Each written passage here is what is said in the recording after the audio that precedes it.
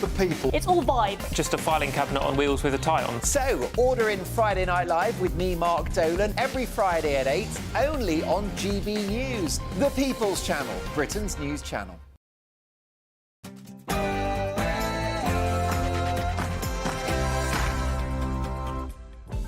Oh, there you are. Good afternoon. It's 12 o'clock on Saturday, the 30th of November. But why am I telling you the time? It's a Saturday afternoon. You don't care.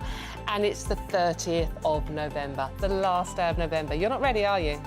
Very soon it'll be Christmas, the big day. In any case, this is The Weekend on GB News. Now, we have to talk about the big story of the week. It's a tough one, but we need to do it. The assisted dying bill is backed by MPs. The Prime Minister was amongst those who supported the vote after an emotional debate. But those opposed to promise to redouble their efforts to persuade MPs to change their mind as they move on to months of detailed scrutiny of the bill. Then Penny Lancaster hits out at Greg Wallace. The story isn't going away either, is it? Saying she is prepared to go to the appropriate authorities over his behaviour after the MasterChef host has stepped down following allegations of inappropriate sexual comments and behaviour. Well, here at Newbury, the excitement is building. You were mentioning it's not quite Christmas dawn. In the racing calendar, this race today and the big one at 3 o'clock, the Gold Cup, feels like the start of Christmas for these race goers. We'll be bringing you the atmosphere a little bit later on. Indeed, and it's Spenny Christmas. I didn't write that bit, I had no idea what it means either. But taking the family out on traditional days close to Christmas now costs around £500. Is the festive season getting too expensive? Yes, I think it's a spoiler answer to that one. I'm Dawn Neeson, and The Weekend starts right here and now.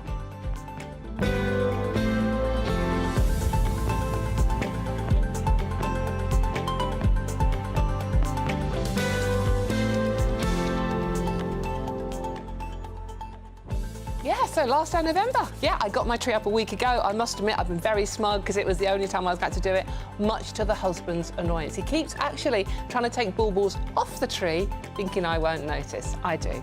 He won't last until the new year. Don't worry about that. But are you ready? This show is all about you and your views. What we're talking about today, whatever you want to talk about, have a chit-chat about Christmas, that's what we're here for. So let me know your views on all the stories we're discussing today, or, as I said, anything you want to chat about. Very easy to get involved. gbnews.com/your say and join in our conversation.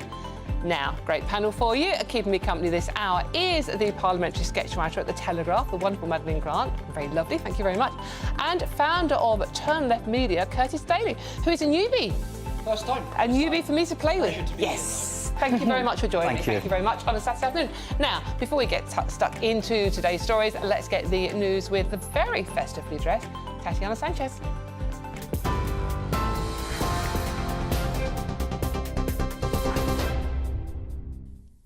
Dawn, thank you very much. The top stories this afternoon. Assisted dying could become legal in England and Wales after the bill was backed by MPs in a historic vote. The ayes to the right, 330. The noes to the left, 275. The ayes have it, and look!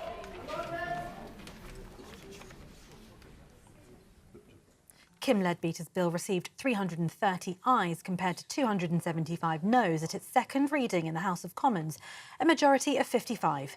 Sir Keir Starmer was among those who voted in favour of the bill. It would allow adults with just 6 months left to live to request medical assistance to end their lives. Kim Leadbeater said there is absolutely still a lot of work to do on assisted dying proposals, and slight changes to the bill are part of the process. Last night's result means the legislation will now progress to the committee stage for scrutiny, with the Lords also to be given opportunities to express their views on the measure before it potentially becomes law. President Volodymyr Zelensky has suggested the parts of Ukraine under his control should be taken under the NATO umbrella to try and stop the hot phase of the war. During an interview, the Ukrainian president was asked whether he would accept NATO membership, but only on the territory that Kyiv currently holds.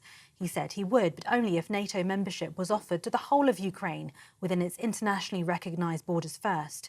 However, so far, President Putin has given no indication that he's abandoned his desire to subjugate Ukraine entirely. Meanwhile, last night, the Ukrainian foreign minister urged his NATO counterparts to issue an invitation to Kyiv at a meeting in Brussels this week to join the Western military alliance. according to a letter seen by Reuters. In other news, further accusations have been made against TV presenter Greg Wallace in the wake of him stepping away from hosting the BBC show MasterChef while a review into complaints is carried out. Penny Lancaster's prepared to speak with authorities regarding her experience with Mr Wallace on Celebrity MasterChef following his recent departure. The Sun reports 3 different women are now also accusing Mr Wallace of groping. Production company Banijay UK says it's launching an external review, with Mr Wallace fully cooperating during the investigation. Mr Wallace's lawyers insist the claims are entirely false. A memorial service is being held today for former First Minister of Scotland, Alex Salmond. His wife of more than 40 years and supporters have been arranging a remembrance service for him on St Andrew's Day. Mr Salmond died last month in North Macedonia at the age of 69. He was at a conference when he suffered a heart attack. He was buried in a private family ceremony near his home in Aberdeenshire at the end of October. A plane which experienced a serious incident in October last year is said to have left nearly 200 people on board at risk of developing hypoxia, a potentially fatal condition. The aircraft had been en route to Kos in Greece after departing Manchester Airport when an oversight from both pilots led to 2 crucial engine systems not being turned on, resulting in a loss of pressure within the cabin. A report from the Air Accidents Investigation Branch says the loss of pressure could be significant enough to affect cognitive performance. 3 days later, the same aircraft veered off the runway at Leeds Bradford Airport. GB News is in contact with TUI for comment. 2 schoolboys aged 14 and 16 have reportedly been arrested after a suspected chemical attack as 2 police officers were rushed to hospital. The Sun newspaper reports the incident unfolded at Surbiton Station near Kingston in southwest London. Yesterday afternoon, it's understood 2 British Transport police officers were attacked when they approached 2 teenagers acting suspiciously. And today marks 150 years since the birth of Winston Churchill. Born in 1874, the wartime Prime Minister led the country during the darkest hour of Dunkirk and the Blitz onto victory against Nazi Germany in 1945. Well, he served as UK Prime Minister from 1940 to 1945 and 1951 to 55. He led Britain to victory in World War II over Adolf Hitler's Nazi Germany. On June the 4th, 1940, shortly after taking over from Neville Chamberlain, following the failure of the government's appeasement policy, he delivered to the House of Commons what became his best-known speech. And today, commemorative Winston Churchill stamps are being issued by the Post Office and they will go on general sale. And those are the latest GB News headlines. For now, it is back to Dawn.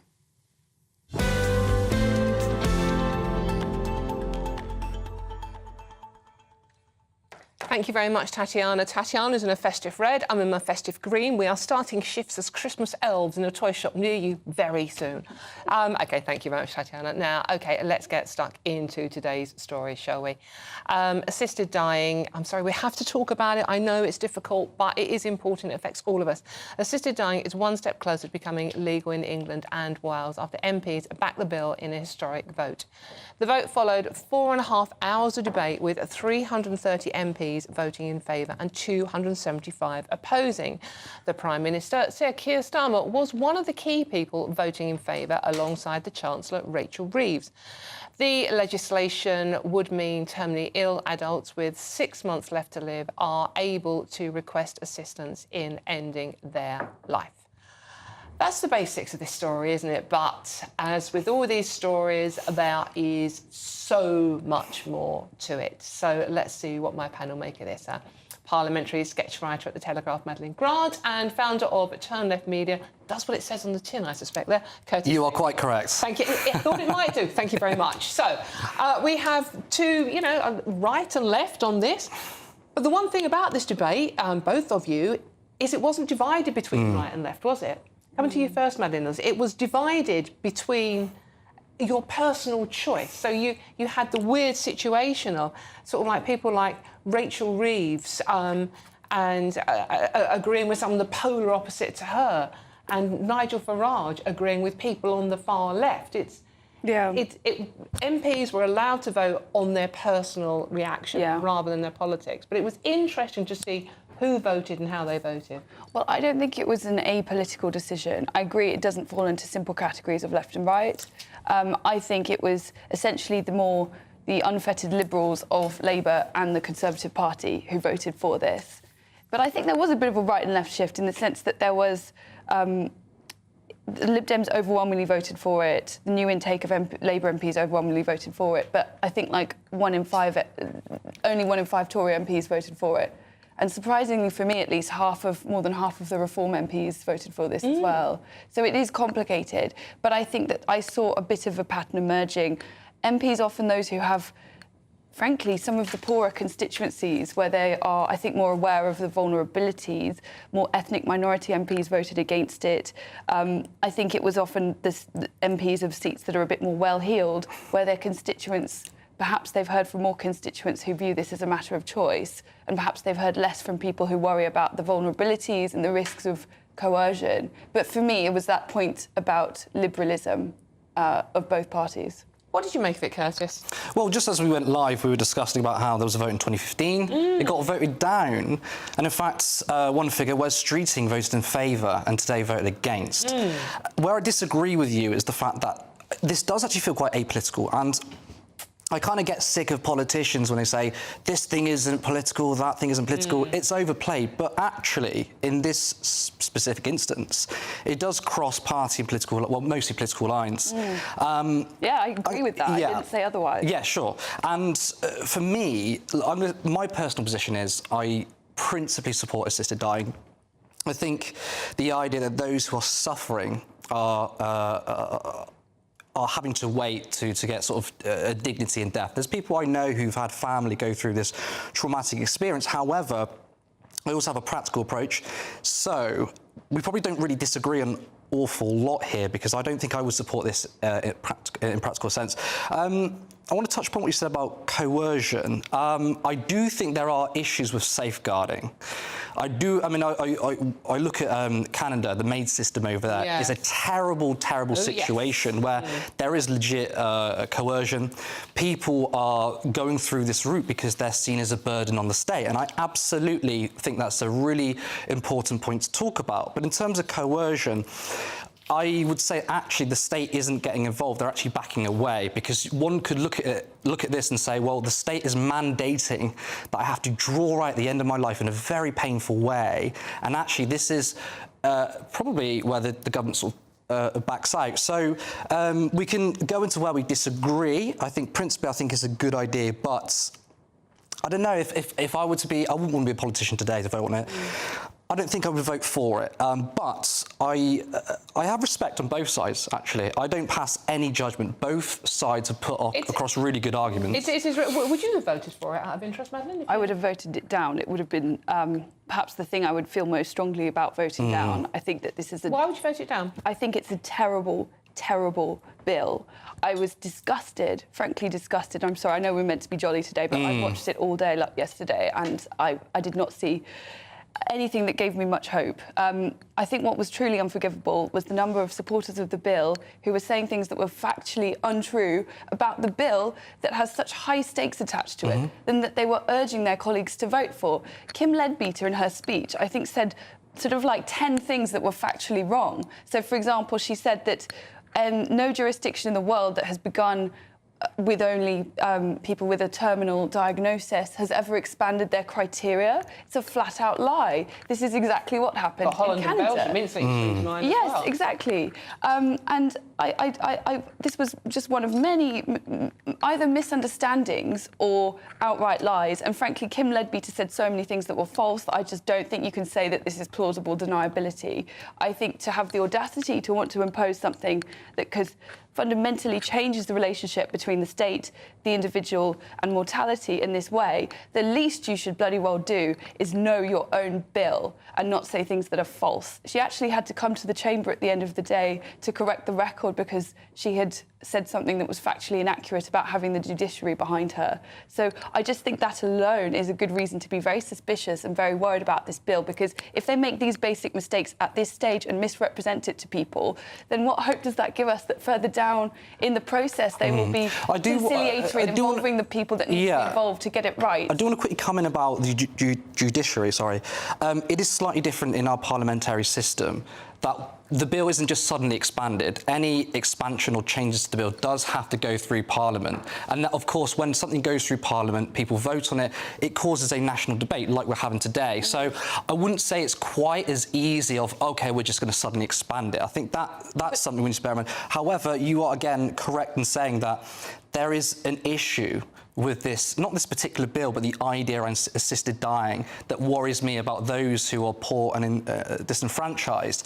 And I don't think it's the best idea to do it in the state of this country at the moment. I mean, at the moment, the NHS is being carved up to private profiteers, and they're making money off of our British health service. And I find that quite worrying, putting something like this, which is very, very delicate, through the state of our country, the state of our public services, and again, the fact that our public services are being carved up to the highest bidder, that worries me. Wes Streeting, the health secretary, earlier on, and sort of like, 9 years ago he voted for it, and now he's voting against it. The difference is being health secretary. Yeah, exactly, and it's worrying that the Shabana Mahmood, the other MP, the other minister who would have the Justice Secretary who would be most responsible after Wes Streeting for overseeing this step change, both against it. It's not going to work, is it? What do you think? We have to move on, unfortunately. OK, we are going to talk some showbiz. Well, kind of.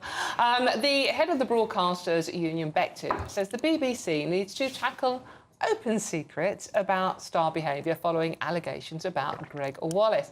The presenter stepped back from MasterChef following allegations of inappropriate behaviour with industry insiders, suggesting that concerns were long-standing and well-known in TV circles. OK, I think we might have heard this from the BBC before. I mean, what is it with the BBC and, let's be honest, men who are accused of being a bit dodgy, or men who are outright proved of being dodgy? We all know who we're talking about, don't we? Madeline, what is it with the BBC and trying to keep things... I'm sorry, but they do. Trying to keep things quiet. Everything's an open secret. Jimmy Savile was an open secret. I mean, Esther Ranson said as much, she was the one leading the debate, wasn't she? Said as much at the time, back in the day. It was an open secret. Everybody knew about Jimmy Savile. BBC did nothing. Now, I'm not comparing what they've been accused of, by the way, but the MasterChef scandal, people have known for 12 years or so they were warned, but nothing happened. Well, I think that power does often corrupt, and you get many organisations in which you have these very powerful individuals, often men, who are kind of beyond... Name me a woman that's done anything like this. I'm sure women would do other bad behaviour, but this does feel like quite a male thing. I'm not saying that women can't be bullies and unpleasant and so on, but there seems to be a real pattern where if you have the on-screen talent who... they are valued because they bring in viewers and so forth, and then they're allowed to kind of get away with behaviour that would not be acceptable at a lower level of the organisation because they're special, they're the talent, and they have to be looked after.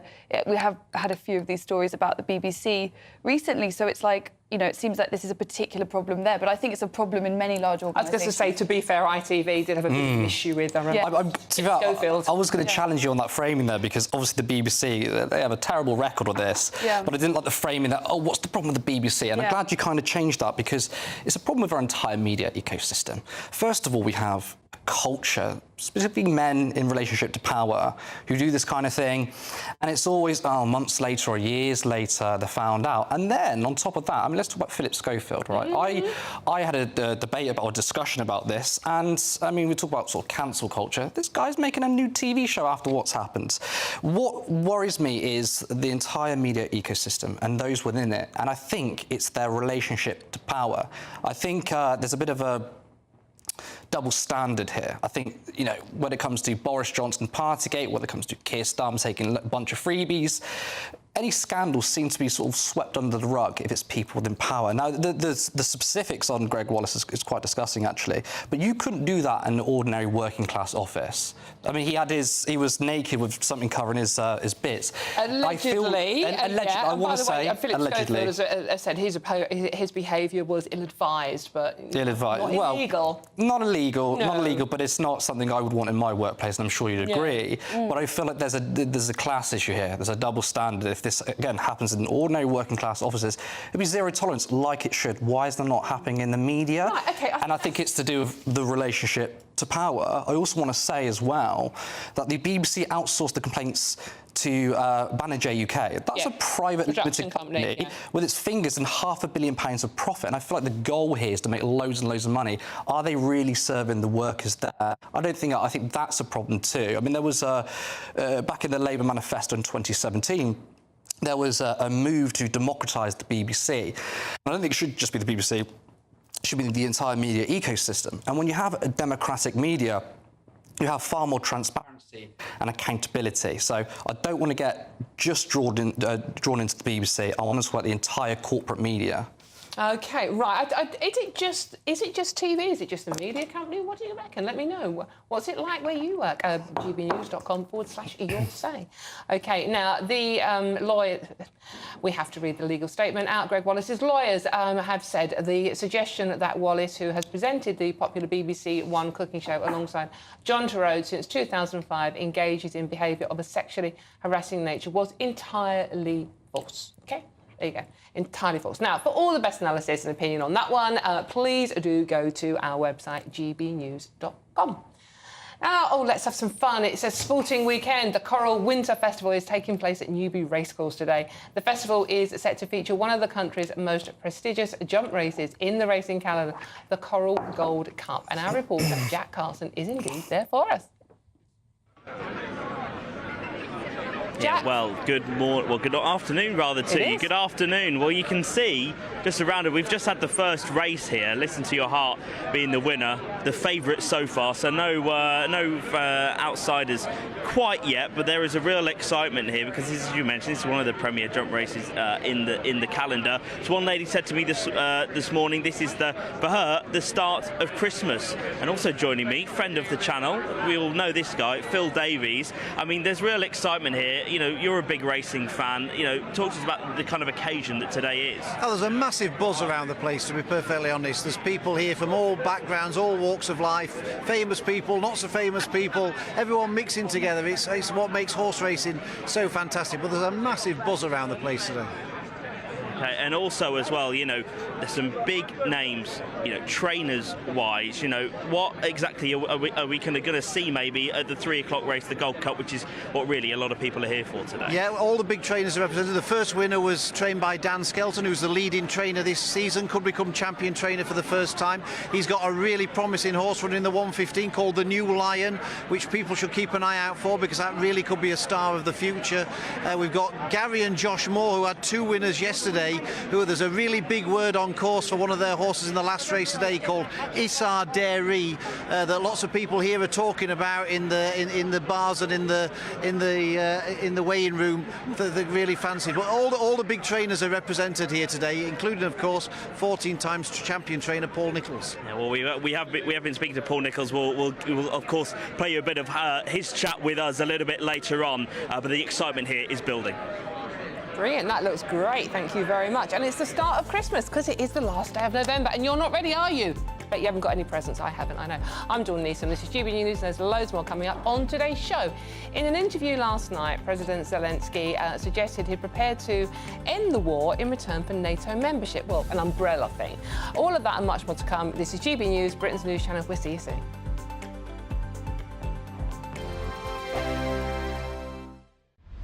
This is GB News, Britain's news channel. Joined by international life coach Cheryl Findlay, who has joined forces with a Liverpool business owner, Kate Hill, of sustainable sportswear brand Lola Star, to empower women and inspire women across the nation. And to celebrate this partnership with the new Lola Star collection, the two will be hosting an exclusive event next Saturday. The sportswear brand was launched after, well, your story. You lost how much? Weight? So 16 stone, which is over 220 pounds, which Wow. I know is quite significant. But during that kind of decade-long journey, I learned a lot about myself, and I learned a lot about what it takes to be successful, to be happy, to be well, and to just live an incredible life every day. Are you giving them goals to work towards or helping them structure their life? Yeah, so I don't give out goals, absolutely not. It's all about whatever an individual wants. So what we do to begin with is we understand, like, where are you now? Where are you thriving? Where do you feel really happy and excited in your life? And what's lacking? Like, where would you like to feel better? Where would you like to improve? And then we take it from there. So I'd love to take that on board. I'd love to be my true self and fulfil my potential. So have you got any practical tips on how to do that? Yeah, so we start with clarity, right? Like, you need to know, it's such a busy, fast-paced world we live in. There's so much sensory overload. You know, it'd be so easy to be distracted. So we need to kind of quiet all that noise down and start with, where do I want to focus? Pick 2 or 3 things. Where do I want to focus? And then we define the goal. What would I like that area of my life to look, not just look like, but feel like? And then we take it from there. So that's where you would start. I actually had a cancer diagnosis in 2019. Oh. And I just decided if I was going to be lucky enough to be on the other side of it, I wasn't going to play small anymore. GB News, the people's... If you want your news to be straight talking... This is the nightmare for the Conservatives again. Down to earth. It's not just Nottingham where this is happening, is it? And most importantly, honest. Hard-working, middle-class taxpayers, they'll get their book thrown at them. Then catch me, Martin Daubney, Monday to Friday, 3 till 6 p.m. on GB News, Britain's news channel. I'm Christopher Hope. From pop stars to politicians, I'll interview anybody in a pub who's got a political opinion. Join me every Friday on Spotify, Apple Podcasts, YouTube or gbnews.com, or wherever you get your podcasts. This is GB News, the People's Channel. We're proud to be GB News, the People's Channel. And as you know, we always love to hear your views. Now, there's a new way of getting in touch with us at gbnews.com/your say. By commenting, you can be part of a live conversation and join our GB News community. You can even talk to me, Bev Turner, or any of the members of the GB News family.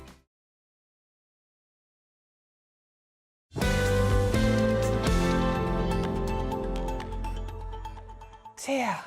Hello, welcome back to The Weekend with me, Dawn Neeson. We've been just chit-chatting in the studio during the break about how ready we are. And some people, Madeline Grant, Curtis Daly, aren't ready at all. And it's December tomorrow. OK, right now, a bit of serious news again. In an interview last night, President Zelensky has suggested he's prepared to end the war in return for NATO membership, even if Russia doesn't immediately return seized land. Zelensky's proposal would signal an end to Ukraine's attempts to win back force by those territories that have been seized by Moscow. OK, you know, Curtis and Madeline, as you've just heard, you know, we're talking baubles, are still with me. Curtis, now, I thought all this kicked off, right, OK, when Russia said, like, we really don't want you joining NATO, because that's when, you know, we feel threatened, so we're going to invade, and that's how the war all kicked off. And now the Ukraine are going, well, we'll call the war off if we join NATO. Does that make sense to you? Or is it just me? Well, I think the timing's very interesting from Zelensky. I think what we know is that Russia's economy is suffering right now, and they almost can't afford to keep up their efforts. And I think that, to be honest, I think Zelensky's probably making the right move. I think he doesn't have another choice, to be honest. But it's he's essentially extending to Russia, look, I can see that you are struggling financially to fund this war.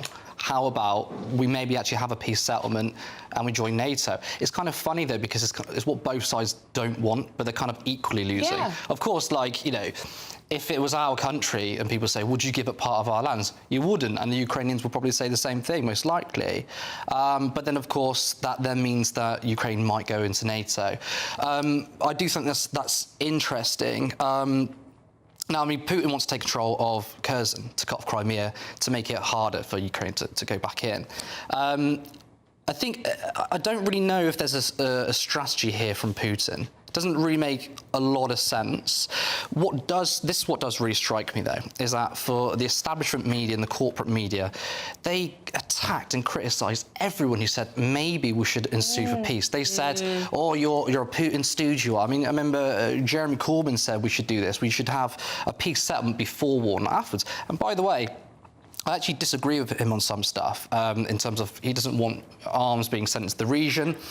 I'm kind of relaxed about sending arms and aid to the region. However, this is always going to end up in a political settlement. And I think a lot of the hacks in the mainstream media are probably looking very stupid right now, calling anyone for peace that they're Putin's stooge. And Jeremy Corbyn is essentially right. Okay, and this okay, is what's let's talk to a hack in the mainstream media.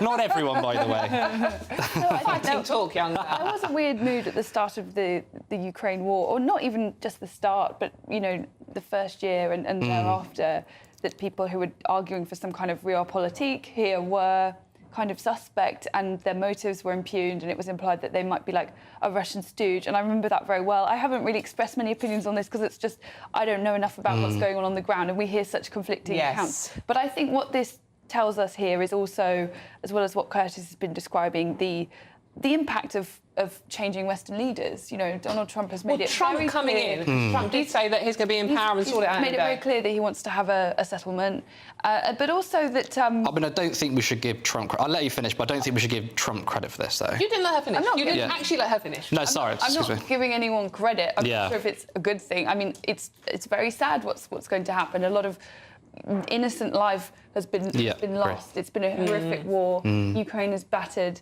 and they've been so brave, and it's horrific. But you know, what can the West do if it's not going to start committing troops and getting fully invested in this war? But also, you know, it's not just Donald Trump. The German coalition is collapsing. Macron's policy on this has been a bit all over the place, I think. I think Keir Starmer has been pretty supportive of Ukraine, but perhaps not. Things are different to when the beginning of the war, when that started, and it was Boris Johnson being extremely bullish. In theory, it's a positive thing, but what do you say, both of you, coming to you first, Curtis, so what do you say to a lot of people messaging in, I'm sick of it. We've got problems at home. We've got pensioners that have got a freeze. They've got farmers that are going to be struggling, education, NHS. We know the usual suspects. We need money spent at home. Can we stop giving so much? What do you say to that attitude? I completely agree. I thought it was quite... again, I'm not necessarily against aid being sent over, but I was really disgusted with Keir Starmer when he said he was going to send £3 billion a year, endlessly, essentially. At the same time, they're cutting winter fuel payments. They're keeping the two-child benefit cap. And Rachel Reeves and Keir Starmer's political project has been, well, we're not really going to change much. We can't really invest in public services. The finances are shot. We won't raise taxes on, like, the super rich. I'm talking about, like, the Jeff Bezos of the world. But we're going to send endless money to Ukraine. And again, this isn't an ideological point for me because I'm not necessarily against it. But what does that say to the people watching at home who think, I am struggling, rents are going up, my mortgage is increasing, and of course we're going into Christmas, the winter period, where obviously the winter fuel payments again, to see a Prime Minister who says, I will just send money endlessly. I think it's so out of touch. That you describe is very prevalent, but it was, I think, really important in why Donald Trump won his victory. There was a lot of hostility. The word neocon was used a lot in relation to the Democrat leadership. I mean, I think that there are some really cranky people on the Trumpian side of things who've been incredibly dismissive of Zelensky and the Ukrainian struggle, which I think is very, very unfair. However, you know, people are right to say when they're struggling at home, when it's hard to, the cost of living is going up and inflation is so high as it has been in America and elsewhere. You know what? We should put ourselves first. Well, it's very common sense. Unfortunately, we've got to move on. I do want to say, though, quickly about Trump, that I know that you mentioned, I'm not saying that you're giving him credit, but there are people who are saying, well, Trump's in power, therefore things are getting better. It's not necessarily true because he's not in power yet.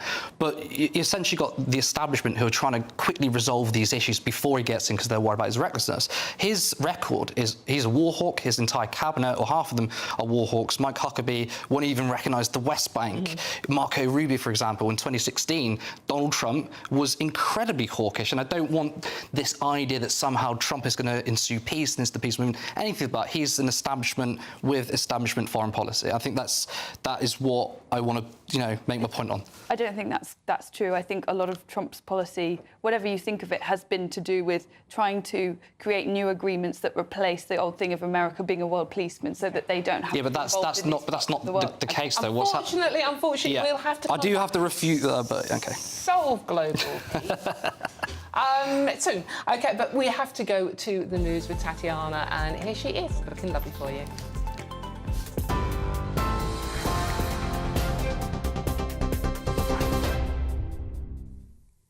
Dawn, thank you very much and good afternoon. The top stories. Assisted dying could become legal in England and Wales after the bill was backed by MPs in a historic vote. The ayes to the right, 330. The noes to the left, 275. The ayes have it, and look! Kim Leadbeater's bill received 330 ayes compared to 275 noes at its second reading in the House of Commons, a majority of 55. Sir Keir Starmer was among those who voted in favour of the bill. It would allow adults with just 6 months left to live to request medical assistance to end their lives. Kim Leadbeater says there is absolutely still a lot of work to do on assisted dying proposals, and slight changes to the bill are part of the process. Last night's result means the legislation will now progress to the committee stage for scrutiny, with the Lords also to be given opportunities to express their views on the measure before it potentially becomes law. President Volodymyr Zelensky has suggested the parts of Ukraine under his control should be taken under the NATO umbrella to try and stop the hot phase of the war. During an interview, the Ukrainian president was asked whether he would accept NATO membership, but only on the territory that Kyiv currently holds. He said he would, but only if NATO membership was offered to the whole of Ukraine, within its internationally recognised borders first.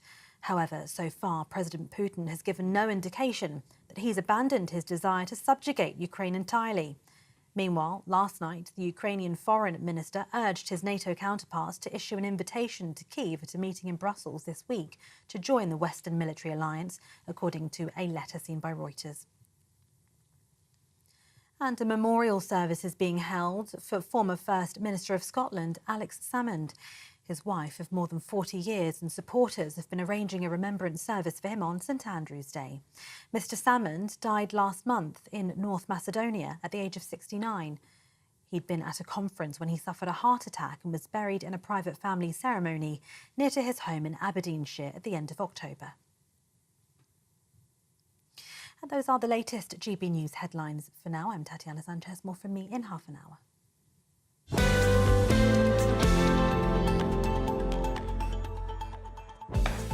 Thank you very much, Tatiana. OK, now, we are all about you at GB News. It's not about my opinion or my panel's opinion. It is actually about you. We want to know your thoughts on all the stories we're talking about today.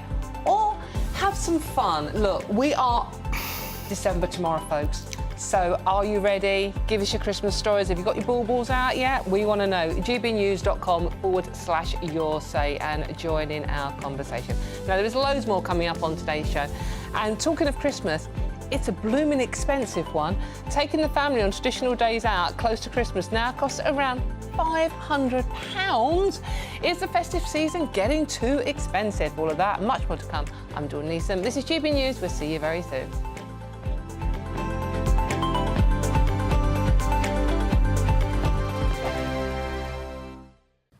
Hello, here's your latest weather update from the Met Office for GB News. Through the course of the weekend, we hold on to rather cloudy skies across the UK, bits and pieces of rain around, but very mild for the time of year. At the moment, low pressure sitting towards the northwest of the UK, fairly tightly packed isobars, indicating quite blustery winds at times, but at the moment, weather fronts generally being held at bay out towards the west of the UK. So looking at things in more detail for this afternoon, on the whole, quite a lot of cloud around, bits and pieces of patchy rain towards the north and west. The best of the breaks, I think, reserved for areas to the east and north of high ground, so north-east Wales, east-north-east England, and the far north-east of Scotland, fairly well in terms of sunshine. And wherever you are, it's a mild picture, despite the fairly brisk southerly winds, temperatures up to 14, 15, perhaps even locally 16 Celsius, that's 61 in Fahrenheit. As we go into the evening then, we hold on to rather cloudy skies across much of Scotland, bits and pieces of patchy rain around. Still some clear weather up towards the far north-east and out towards the far west of the country, but on the whole, a fairly damp picture with some hill fog in places. Outbreaks of more persistent, locally heavy rain moving into the west of Northern Ireland, so it's the east seeing the best of the clear spells at this stage. Some clear spells out across Wales and the southwest, the odd shower, and fairly cloudy skies towards the east and southeast of England. Into the evening and overnight, we hold on to rather cloudy but mostly dry weather towards the southeast. Elsewhere, notice things go downhill. We'll see outbreaks of rain moving in from the south and west. Some of that rain turning quite heavy in places. Out towards the far west and northwest, by the end of the night, we'll see some clear weather and turning very blustery with gales up towards the northwest of the UK. A very mild picture though, temperatures generally holding in double figures, so a frost-free night to come across the UK. As for Sunday, well, once again, a pretty unsettled picture. Bands of rain moving from west to east across the UK, interspersed by some sunshine at times. Those very blustery winds towards the north slowly easing down. And once again, for the time of year, it's pretty mild. Temperatures into the low to mid-teens Celsius. Once again, we could see a high of 14, even 15 Celsius down towards the south. 15 is 59 in Fahrenheit. That's pretty much it from me. See you soon. Mark Dolan tonight is your weekend dose of news, debate and entertainment. This sounds like a wild conspiracy theory. Don't miss My Big Opinion. Mark meets and My Take at 10. Democracy is a funny old thing. And we don't do boring, not on my watch. I just won't have it. Let's go and get another glass of that bubbly. You've earned it. That's Mark Dolan tonight, Saturday and Sunday, 9 to 11, only on GB News, the People's Channel, Britain's news channel.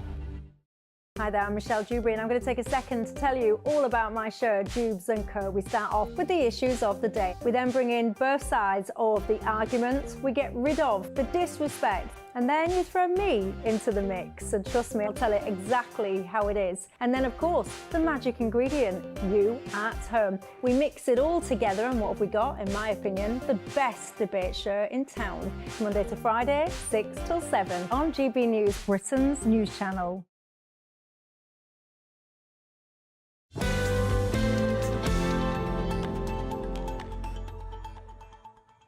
Hello, welcome back to the weekend. I hope you've got a nice eggnog on the go there, a snowball maybe, because it is December tomorrow and it's festive season. I'm Dawn Neeson. This is indeed the weekend on GB News. Now, is Christmas too expensive? Spenny, as young folks say. Have you ever heard that, right? I know it's short for expensive, right? I've got Madeline Grant and Curtis Daly here, who are both slightly younger than me. Spenny is a thing, is it? Spenny? Yeah, it's pretty. It is quite common. Yeah. I've heard it a lot. Yeah. But I think it's quite I feel like its usage has really gone up a lot the last like, even 2-3 years, you know what I mean? OK, all right, Christmas is Spenny. See, I'm down with the kids, I know what I'm talking about. No idea. It's been reported that taking the family out on a traditional day close to the festive season now costs around £500. This could include visiting Santa's grotto, Christmas lights display and a pantomime and a family theatre show with drinks, snacks and merchandise thrown in. So is Christmas getting to, hold on, checking notes, Spenny. Let me see. Well, you know what they think of the word Spenny, but I mean, Madeline, it's really expensive. 500 quid. It's unbelievable. I mean, once you start to factor in, let's say you've got a family where they have 2, 3, maybe more kids, doing anything, even something that, you know, for a lone person might not be too bad, becomes, you know, absolutely extortionate. And I think Christmas is a particularly tough time in many ways because there is such pressure that people feel to give their kids the exciting thing, and often it's something that they did last year that they've been looking forward to all year. So you can't very well say, no, we can't do that, it's too expensive. Why can't you throw it to kids? Well, I don't know. You don't. People don't want to disappoint. People don't want to disappoint their kids, I guess. I do think there's quite a lot of pressure. See, that's why you're all using the word Spenny, because you're all spoiled. Yeah. Well, I think Christmas has the nature of it has changed. You know, I think that it has become much more a commercialised thing. People expect and receive far more in the way of presents. I don't want to sound like the Grinch, but this is not... You know, when my mother was a child, she would get, like, a couple of books for Christmas. You know, it wouldn't be this big haul. The trouble is that it's like an arms race. If everyone else has that, it's a bit like smartphones. It's really quite hard to say to your kid that they can't have a smartphone if everyone else at school has a smartphone. You know what I mean? Oh, my Lord. What's wrong with a Satsuma and a lump of coal? I'm kidding, I'm not that old. Before you say anything, Curtis. This is London, right? This is a story in the Daily Mail today, and they have done other cities, and it's not much cheaper, because you're not a Londoner, are you? Manchester, Bristol, Birmingham, Newcastle and Cardiff all average around 355 quid for a festive day out with the family. Lord. Well, I'm glad you said about how Christmas has become commercialised. I think people aren't very happy with that. A lot of our festive holidays that we all cherish and we all love, I love my Christmas, I know you do. I love Christmas. Is being used as a profit-making machine. I mean, let's look at a specific example in your piece. I mean, Hamley Santa Grotto, most Hamley's workers earn just £11 to £13 an hour, while the shareholders at the parent company, Hamley's franchising, raking £7 million in profit. Wow. So what's going on here is essentially, and I think this is a wider issue, not just specifically with Christmas, is for the last 40 years, there's been a massive transfer of wealth from the working class and the middle class to the top 1%.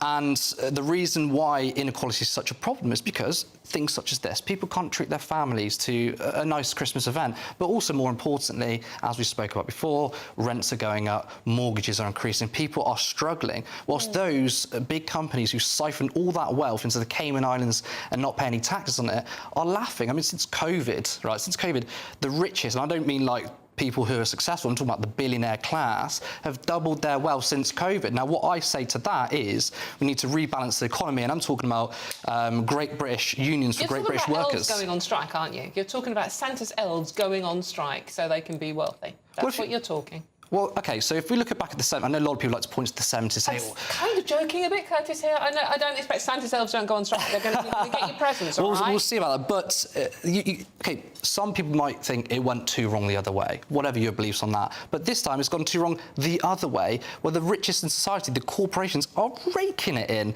and the working class are being decimated. And people watching at home, as we just discussed, people are struggling to pay. And I don't think it's particularly fair that those at the top are earning so much, and it's not just through hard work. I'm not talking about specific CEOs who've worked for their income. I'm talking about wealth, and what that means is public shareholders. That means our public institutions like the NHS, energy companies are being sold off to the highest bidder. Take back control of our public services. £7 million for shareholders. Like, I don't know how many shareholders that is per person. Like, what is their profit? I mean, we have no way of knowing. I mean, maybe it's some extortionate figure, whatever that means. But I mean, I don't really know that nationalising Hamleys is really the way to go. Well, I'm not saying that we should nationalise Hamleys, by the way. But I know you are. I do think a big part of it also is that everything is more expensive, partly because we've had such a dysfunctional energy setting for a long time. You know, I think we've diversified away from fossil fuels far too quickly. We're currently importing them from other countries. This was meant to be, right, a fun chat about elves going on strike, right, because they're underpaid and we're all paying too much. And I know, but you know, we've gone up. You mentioned COVID. We've gone. Yeah. Well, I think we should look at full marks over here, so I'm just responding to that. I think we should look at. I mean, I disregard that, but I think we should look at community wealth building, for example. That's a really good way. I mean, I want to pull up Rachel Reeves actually, because she said a few years ago in the States. Sorry? Rachel from Accounts. Rachel from Accounts, yeah. Dodgy CV, should we say. She talks about in the States about how the state can have an active role in growing the economy and boosting wealth for ordinary people. Well, of course, they've missed their growth targets because they've followed the same economic system that we have for the last 40 years. That is deregulation, privatisation, and, yes, weakening of unions. There are a few ways to combat that. I do think Great British unions for Great British workers is one thing, but the Preston model is another one. If you want to keep the economy local and keep wealth into the economy, look at using the state and the private sector, such as the National Investment Bank, is a really good idea, and keep the wealth with the local people, keep local, good quality paying jobs, rather than, again, all that wealth being shipped off to the Cayman Islands, not paying their taxes. And guess what? The politicians do nothing about it, because a lot of them, I say, are lobbied by these same people in government. We don't have a government, regardless if it's Tory or Labour or whoever, that works for us. They work for the billionaire class. OK. So, any case, the elves aren't going on strike. Santa will be turning up. And thank you both for not mentioning the black hole, because I'm sure if don't go there. I'm sure if Rachel from Accounts was here, the black hole would be mentioned. OK, and I just want a huge thank you to my panel, a parliamentary sketch writer at The Telegraph, Madeline Grant, and founder of Turn Left Media. Thank you very much. You might have spotted that, Curtis Daly, making his newbie debut on the show. Thank you very much to both of you. Thank you. Now, I'm Dawn Neeson. I'm staying here, unfortunately, for you lot. Lots more coming up on today's show. We'll be getting your latest sport with the very lovely Aidan McGee. This is GB News, Britain's news channel. Put the kettle on, but don't go too far. See you soon.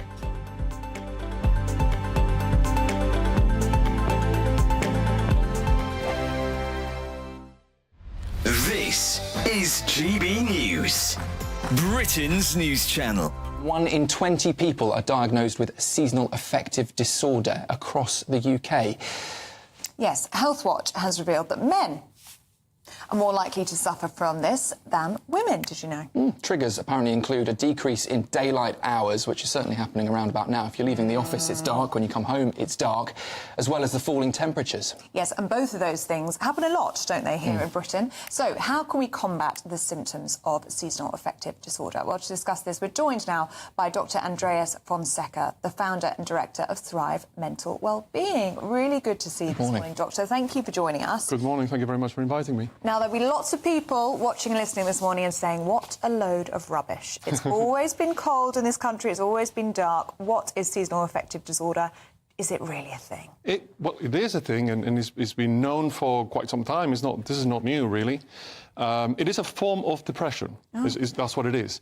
And it's got specific characteristics that kind of differentiate it from other forms of depression. So the reason probably we're talking more about it is because it's basically people are more aware of it and they're recognizing it more.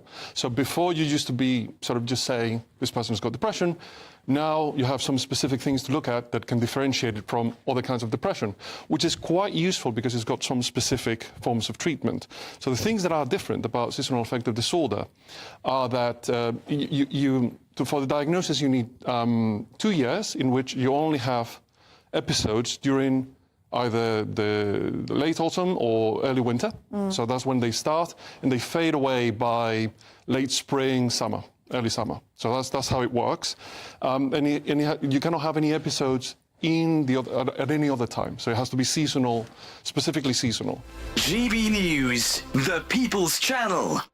Go to gbnews.com/shop now and take advantage of our biggest ever Black Friday sale with 25% off all items across our store and free shipping on orders worth £60 or more. There's never been a better time to grab something for the GB News fan in your life. From our signature clothing to drinkware, gifts, accessories and much, much more, you'll find the perfect present this festive season. Use the code BLACKFRIDAY25 on checkout at gbnews.com/shop for our best ever Black Friday deals. It's Patrick Christie's Tonight, and here we do things differently. It's explaining the absolute madness of this, doesn't it? It's explosive. I mean, this is very good. It's lively. 850. Your government sat there, Sean, and it did nothing. It's controversial. And the Middle East has been in turmoil since before I was born. It's everything you need to kickstart your evening. Everyone's had their Weetabix tonight. I love to see it. That's Patrick Christie's Tonight, weeknights from 9 p.m. Only on GB News, the People's Channel, Britain's news channel.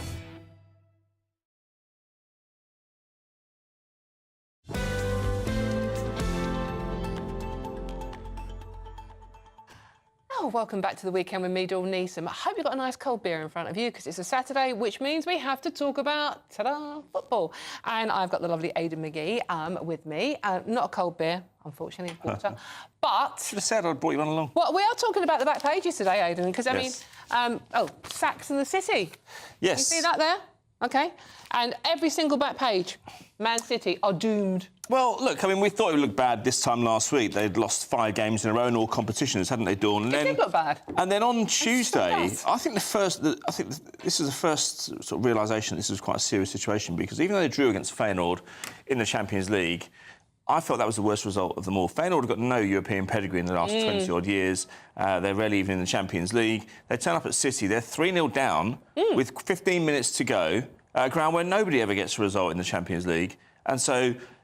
And then they succumbed to three late goals in the last 15 minutes, and City draw 3-3. And you get Pep emerging for his interview with scratches on his head. I mean, he said he did that. He said he did that with his fingernails. I mean, look, if I was a cynic, I'd say he had a ruck with a few of his players because I mean, you know. An Alex Ferguson boot moment. Someone chucked a boot at him. I know. I remember that story. Alex Ferguson was he couldn't refute the pictures.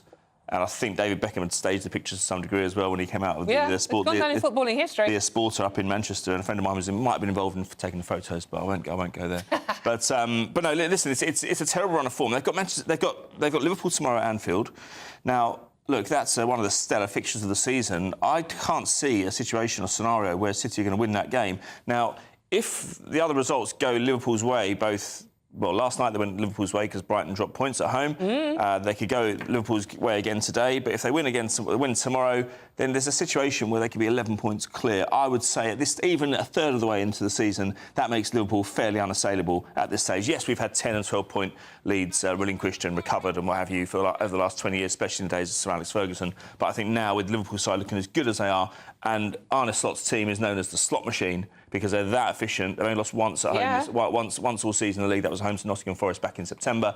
And I think we'll pretty much see them press home their advantage and go on and win the Premier League title. What has gone wrong? I mean, football brains are far greater than mine are trying to work out what has gone wrong. Well, they've got a brilliant squad of players. They've got a manager that's won pretty much everything you can win. He's got experience as well. Well, look, I think there's a combination of things. I mean, they sold Julian Alvarez back in the summer. Now, he was the guy who'd come in and score goals when you wanted to give Erling Haaland a rest. They brought in Ilkay Gundogan. He doesn't quite look like the player they let go to Barcelona after they won the treble in 2003.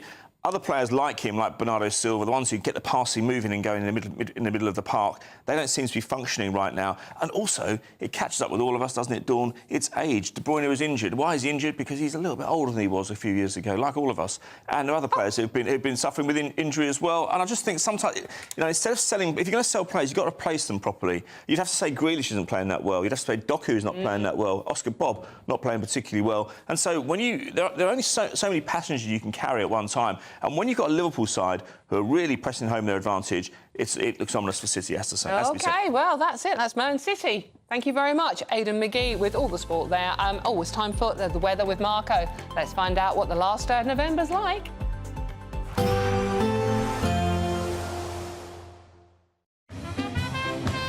There will be a light breeze in the morning, leading to a warm front. Boxed heat pumps, sponsors of weather on GB News. Hello, here's your latest weather update from the Met Office for GB News. Over the next few days, we'll see some rain at times, often quite blustery, and things will turn colder, albeit for a time, during the early part of the coming week. Low pressure's anchored towards the northwest of the UK at the moment, fairly tightly packed isobars, indicating those fairly blustery winds, and this weather front starting to move in from the far west there across Ireland and Northern Ireland. And we'll see outbreaks of rain here during the evening, some of that rain quite heavy, working from west to east. Towards the southeast, we hold on to mostly fine weather overnight, quite a bit of cloud around, but elsewhere it will go downhill. Outbreaks of rain moving in from the south and west, and again, some of that rain turning quite heavy, particularly across parts of England, Wales and Scotland into the early hours. By the end of the night, some clear weather towards the far northwest. And wherever you are, it's a mild and frost-free night. As for Sunday, well, unfortunately, it's an unsettled day to come. Bands of rain moving from west to east across all parts of the UK. Certainly to start the day on Sunday, some showery outbreaks of rain across the mainland of Scotland there. One or two brighter breaks in between, and quite a mild start to the day as well. For Northern Ireland, not faring too badly. Isolated showers, but some clear or sunny weather developing here during the early part of Sunday. And some clear to sunny weather across parts of Wales and the southwest, again with one or two showers around to start the day on Sunday. Further east and southeast, though, some more persistent bands of rain moving from west to east. And on the whole, it's a pretty unsettled day to come across the UK. Further bands of rain will work in from west to east across all areas through the day, coupled with quite blustery winds, particularly towards the north at first. Here we'll see gales for a time. In between those rain bands, there will be some sunshine, and that will help to lift temperatures into the low to mid-teens Celsius. Quite a mild afternoon to come. Temperatures up in the north up 12 Celsius, down towards the south there 14, even 15 degrees. 15 is 59 in Fahrenheit. Further bands of showery rain to come in from the west during the evening, and notice the wind starting to turn into a northerly direction from the north later in the day. That's a sign of things to come during the early part of next week. A colder spell developing, some sunshine, yes, but some frost, even a bit of snow towards the north, before things start to turn milder again from the west by the middle of the week. A nice bright morning will generate a lovely warm day, right through to the evening. Boxed Solar, sponsors of weather on GB News. It's the biggest, greatest Great British giveaway so far, with your chance to win a spectacular £50,000 in tax-free cash. 2025 could be amazing, with plenty of treats, holidays and fun on the horizon. How would you enjoy that cash? £50,000 will make someone our biggest ever winner. For your chance to win, text cash to 63232. One entry costs £2 plus one standard network rate message, or text bonus to 63232. 5 entries cost £5 plus one standard network rate message. Go to gbnews.com/win. Entries start from just £2. You can call 0903 681 3232. Calls cost £2 plus your network access charge. Or post your name and number to GB10 PO Box 8690 Derby DE1 9TT. UK only. Entrance must be 18 or over. Lines close at 6 p.m. on the 31st of January. Please check the closing time if listening or watching on demand. Good luck. Sunday with Michael Portillo from 11, only on GB News. Cryptocurrency entrepreneur Justin Sun spent $6.2 million, £4.9 million on a banana, duct taped to a wall, a piece of art by artist Mauricio Catalan. Other artwork has recently caused controversy. A portrait of the British computer scientist Alan Turing by the world's first ultra-realistic robot artist, that is to say, ADAR, sold at auction for almost $1.1 million. Joining me now to talk about these latest hoo-has is art critic and mentor at the University of Arts London, Estelle Lovett. I have a feeling that in the case of the banana, it's quite a lot to do with the buyer. Now, you've researched the buyer a little bit. Do you want to tell us a little bit about Justin Sun? Yes, so he's a very wealthy cryptocurrency dealer. And of course, you know, everything now is AI and FTs, and it's the way that money's going, and it's very good publicity for him. So obviously, you know, he's not daft. But what makes this banana so unusual is, and it has, as you say, taken the art world by storm. It is the current spectacle, and what's amazing is that even during these very difficult times, the art market still manages to spend big on a significant fuss. Why has it created this fuss? Well, don't forget, the winning bid just happened in a matter of minutes. It took Justin Sun minutes to beat 6 other rivals, so they've all got mega bucks in their pocket. But you know, it's conceptual art at its best. GB News, the People's Channel.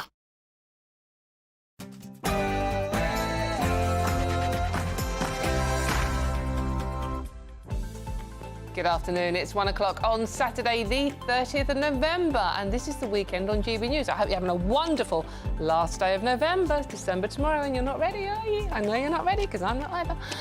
The assisted dying bill, we have to talk about it. It's the most important story of the week, is backed by MPs. The Prime Minister was amongst those who supported the vote after an emotional debate, but those opposed to promised to redouble their efforts to persuade MPs to change their mind as they move on to months of detailed scrutiny of the bill. Then Penny Lancaster hits out at Greg Wallace, saying she is prepared to go to the appropriate authorities over his behaviour after the MasterChef host has stepped down following allegations of inappropriate sexual comments.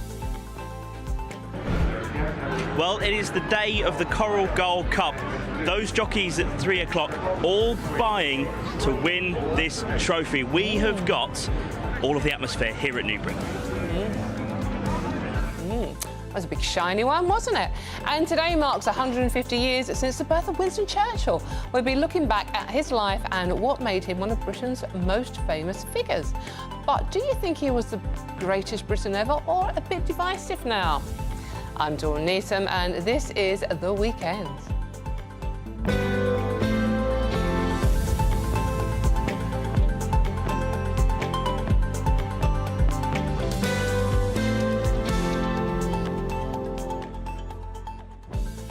But this show is nothing without you and your views. And you can get in touch, just like Richard has just done, because it's nearly Christmas, come on. Richard has just said, most of my Christmas presents as a kid were things like socks, hankies, underpants and jumpers. And hallelujah to that as well. We were talking earlier on about how Christmas is so expensive these days.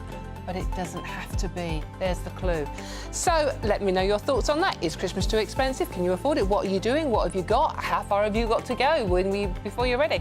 Let me know your thoughts on that and all the stories we're discussing today. Very simple to get involved at gbnews.com/your say and join in our conversation. Now, a great panel this hour. Keeping me company is writer and broadcaster Matthew Torbett and political commentator Charlie Downs. Thank you very much for joining me, gentlemen. And we also have in the studio, looking incredibly festive and very beautiful as always, Tatiana Sanchez with your news headlines.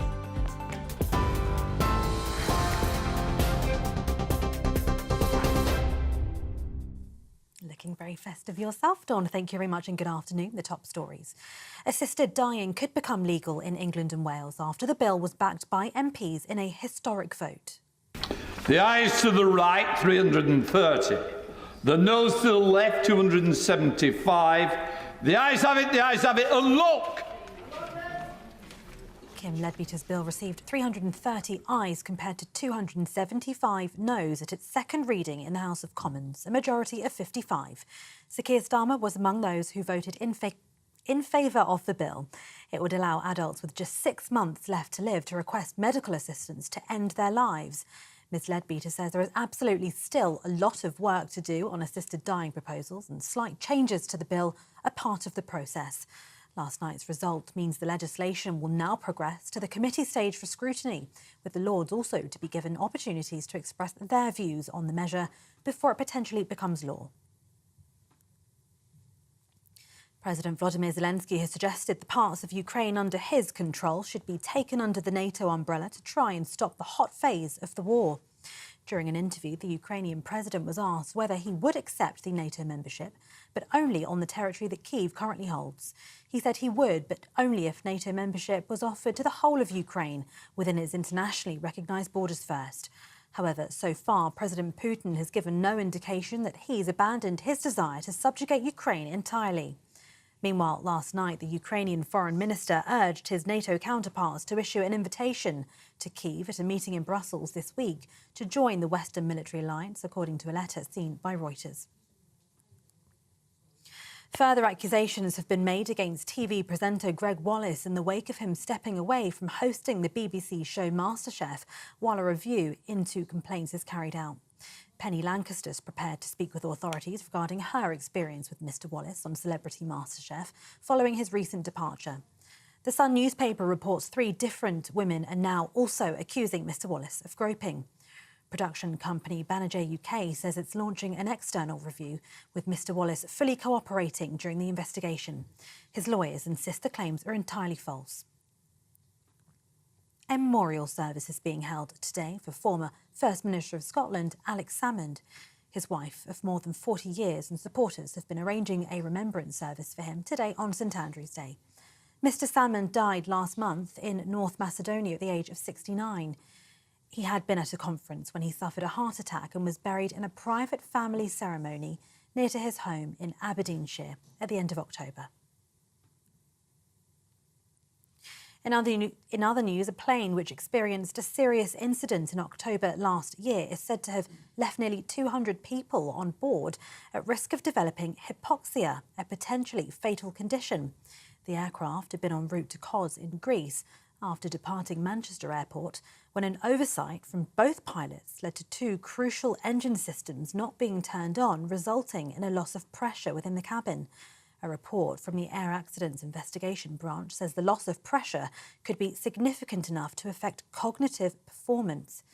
3 days later, the same aircraft veered off the runway at Leeds Bradford Airport. GB News has contacted TUI for comment. Today marks 150 years since the birth of Winston Churchill. Born in 1874, the wartime Prime Minister led the country during the darkest hour of Dunkirk and the Blitz onto victory against Nazi Germany in 1945. He served as UK Prime Minister from 1940 to 1945 and 51 to 55. Churchill led Britain to victory in World War II over Adolf Hitler's Nazi Germany. On the 4th of June 1940, shortly after taking over from Neville Chamberlain following the failure of the government's appeasement policy, he delivered to the House of Commons what became his best-known speech. And today, commemorative Winston Churchill stamps are being issued by the Post Office, and they will go on general sale. And finally, more than 100 dogs dressed in Christmas jumpers joined a festive parade in central London in support of rescue charities. An estimated 130 pets made their way from St James's Park down the Mall towards Buckingham Palace with their owners this morning. The event was organised by Rescue Dogs of London and Friends to raise funds for Hungry Hearts Dog Rescue and ZEM Rescues, which rehome dogs from overseas. Prizes for the best dressed pets were awarded in Green Park next to the palace, and those vying for the title included 4-legged Santas, puppy elves and a French bulldog dressed in a festively fashionable red beret. And those are the latest GB News headlines for now. I'm Tatiana Sanchez. More news from me in half an hour.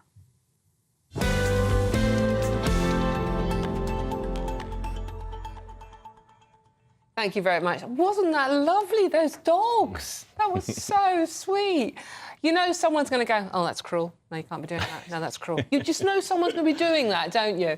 OK, let's get straight into today's stories. Now, assisted dying. Before I go into the spiel on assisted dying, I just want to read this out, because this one has hit home with me.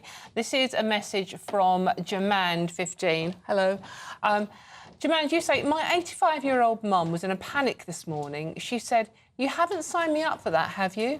On her telly, they were talking about assisted dying. I reassured her that she is safe and not to worry.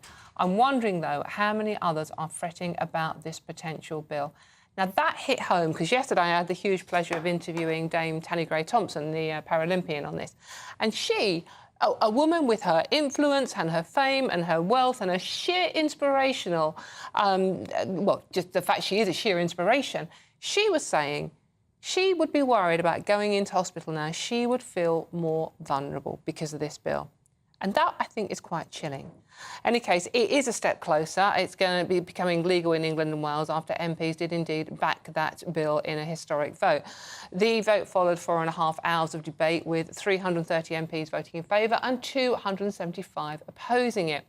The Prime Minister, Sir Keir Starmer, was one of the key people voting in favour, alongside the Chancellor, Rachel Reeves.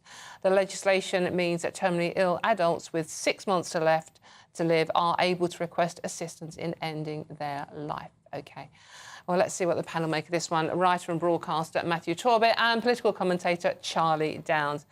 Matthew, I'm going to come to you first on this one. I'm trying, because it's a Saturday, I am trying to keep this as light as I possibly can, but we have to talk about this subject because it is on the front page of all your newspapers, and we are talking about it, and I've just read that out. A lot of elderly and vulnerable people are worried about this. What do you make of where we are? Yeah, it's a big story. I mean, we've had a lot of them the last few years, particularly post-Brexit, but it was a real historic day yesterday in the way that our society is going to look like in the future, potentially, as long as this obviously isn't the end of the road. The bill will go into committee stage and it's still got to go through the Lords and then essentially a third reading with MPs again. I think what Baroness Grey-Thompson said, I think probably rings true with lots of people. I think Gordon Brown spoke about it in the week, about how the right to die could become the obligation to die. And I think that was one of... I don't know how I feel about it necessarily. I don't envy MPs yesterday, because I totally understand the argument of suffering. I spoke to my parents yesterday who, you know, traditionally don't vote, aren't necessarily politically engaged, and my mum said, well, I'd rather have the option as opposed to your nan, who was suffering. My nan, you know, struggled with cancer for many years, and my dad said definitely. So there's obviously some level of appetite anecdotally for this. But I'd hate the idea of people feeling a sense of burden just by staying alive and feeling like, oh, well, maybe I'm hanging around the neck of my relatives. And the other concern I had is, I think with this sort of thing, once the genie's out the bottle, you can't put it back in. Yeah. So my worry is that the scope of who may be able to access the right to die as such will only broaden, and I'm not sure whether that's a good thing or not. But if you want the correct safeguards in place, voting it through into committee is probably maybe the right thing to do, because ultimately that's where you go through line by line the legislation. It does feel like it's a bit rushed. I mean, the private members' bill put up 3 weeks ago. They had 5 hours to debate it in the House yesterday. Everyone wanted to say on it, understandably so, but in 5 hours all you can say is, well, yes or no, and there were some pretty horrific stories in there. So what do you make of it, Charlie? Well, just to go on from Matthew's point there, I think we have to remember that, you know, the NHS is basically the national religion of Britain at this point. And so much is done in the name of saving and funding the NHS. And so this bill passing and this idea of assisted suicide, I think, is going to take on a character, inevitably, where, as you say, there is a sense of obligation that in order to preserve the NHS, in order to not be a burden, people are going to opt for this choice. Now, if we look at Canada, which is a country that has had what they call MAID, medical assistance in dying, for I think a couple of years at this point. It's at the point now where 5% of deaths annually in Canada come as a result of MAID. That's 1 in 20. 1 in 20 deaths happen in a medically assisted way. Now, I think that's personally very dark. I think that the so-called safeguards on this bill are not strong enough. I think the idea that we can know for a fact if somebody only has 6 months to live is not accurate, because we hear all the time of people who are given that kind of diagnosis but then go on to live for multiple years afterwards. So I think we're playing with forces here that human beings shouldn't really be meddling in. And this is something I don't see a lot of people talking about, is because these things are always spoken about, being in the political paradigm that we are, in quantitative positive terms. But we never hear about things like the sanctity of life, quite frankly. These are alien ideas in our political paradigm, but they need to be addressed because it was quite interesting, the divide, because politicians were allowed to vote on their personal choice rather than down a political line. And it was interesting that politicians, MPs representing areas areas that had a strong faith group in them would vote against it. That was quite interesting. The one thing I was curious about, though, Matthew, on this is in 2015, the last time MPs voted on this, it was 330 who voted against it compared to 118 who supported it. So it's quite a big change, and it's only 9 years. What's changed so much that suddenly it's 330 for it, 275 against it? I think partly society has shifted somewhat. The more people I've spoke to since that last vote seem to have come round to the idea that there should be something. They maybe couldn't articulate what that is, but maybe something should be done on this. I think also the demography of Parliament. We have a much younger Parliament now, especially after a lot of the new Labour MPs who are much younger coming in, who maybe see this slightly differently than people of an older generation. I just feel very conflicted. And actually, I'd be interested to see what Charlie thought, because I totally get a lot of the arguments, especially some of the ones you've put forward. And yet I still find myself, despite erring on the air of caution, going, I think I probably would want the choice if I was in such a position. And I wondered if you would, despite, I assume, some level of opposition from what I could tell. Well, I mean, this does go into a kind of deeper conversation about the kind of political and moral paradigm that we live in the 21st century, where basically choice is held up as the ultimate moral good. The ultimate right of people is choice. Now, I'm not a liberal, so I don't think that choice is the most important thing. I think that there are things in life, and indeed in death, that aren't the business of humans to be meddling in. So I kind of, you talk about erring on the side of caution. I err on the side of caution where I say, well, look, there are situations, I mean, I know for sure that I've had situations where family have suffered with disease and with, end-of-life kind of things going on. But do I think that it's our place as humans to just end their life? There's something about that that's extremely dark to me. And the other side of this as well is where this goes and what this does to the way we approach death and approach these sorts of things, where it does become, in a weird way, kind of transactionalized. Because the other thing as well that I think about this is, inevitably, living under the economic system that we do, this is going to become an industry, right? The assisted suicide industry is going to spring up. There's already companies that manufacture these pods that you go into, and you press a button that says, "I consent to die."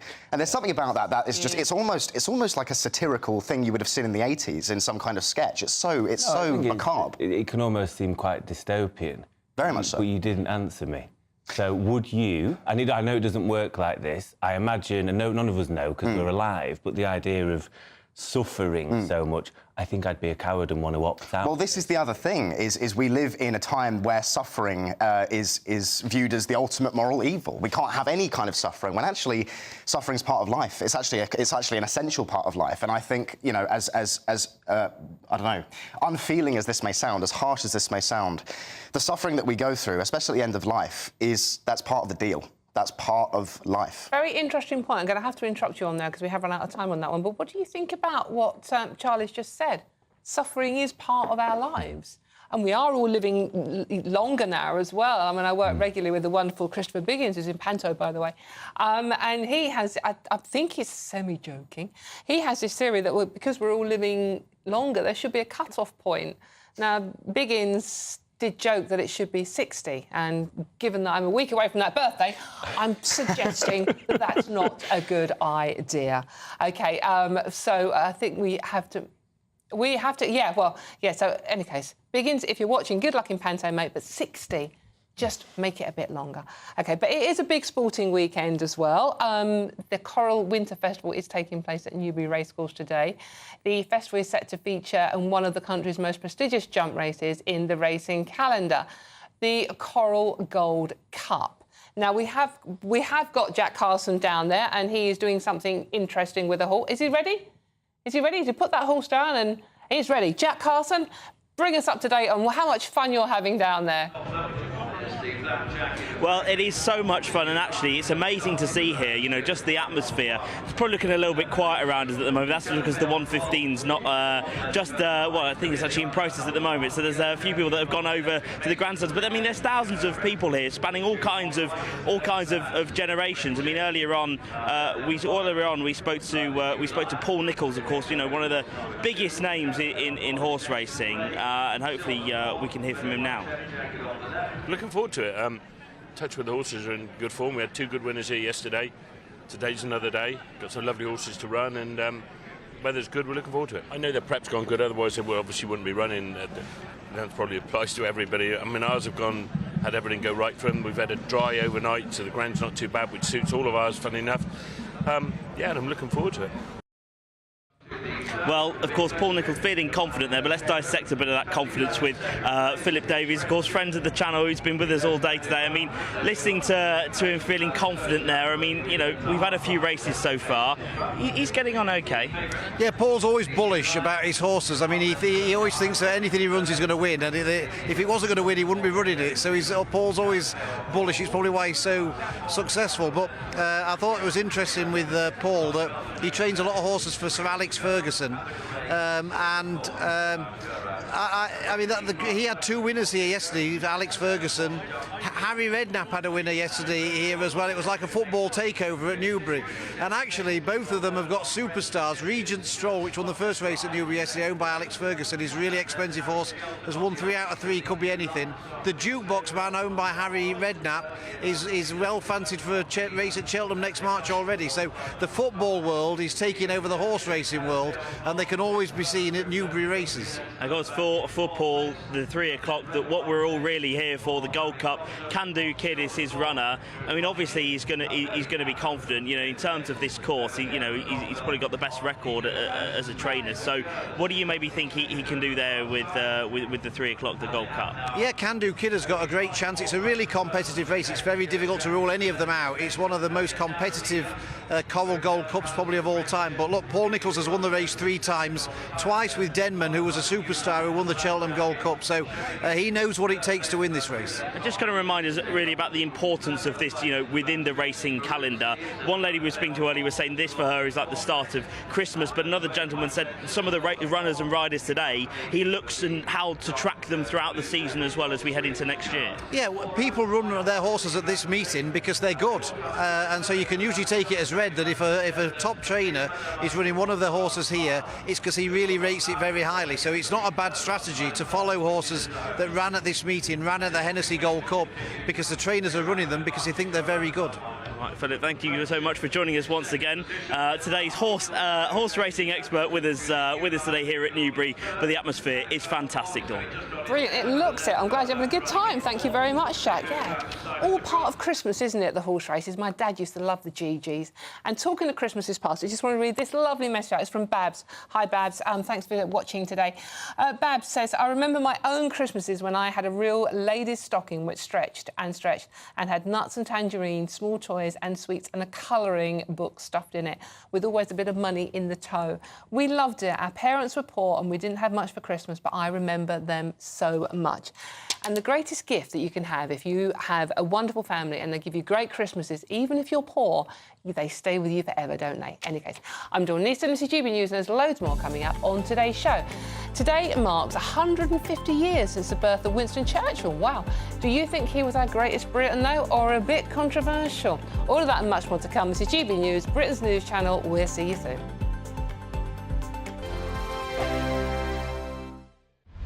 Britain's newsroom, weekday mornings from 9:30. A Tesco store on a Scottish island has defied locals by ignoring pleas to stay closed on Sundays.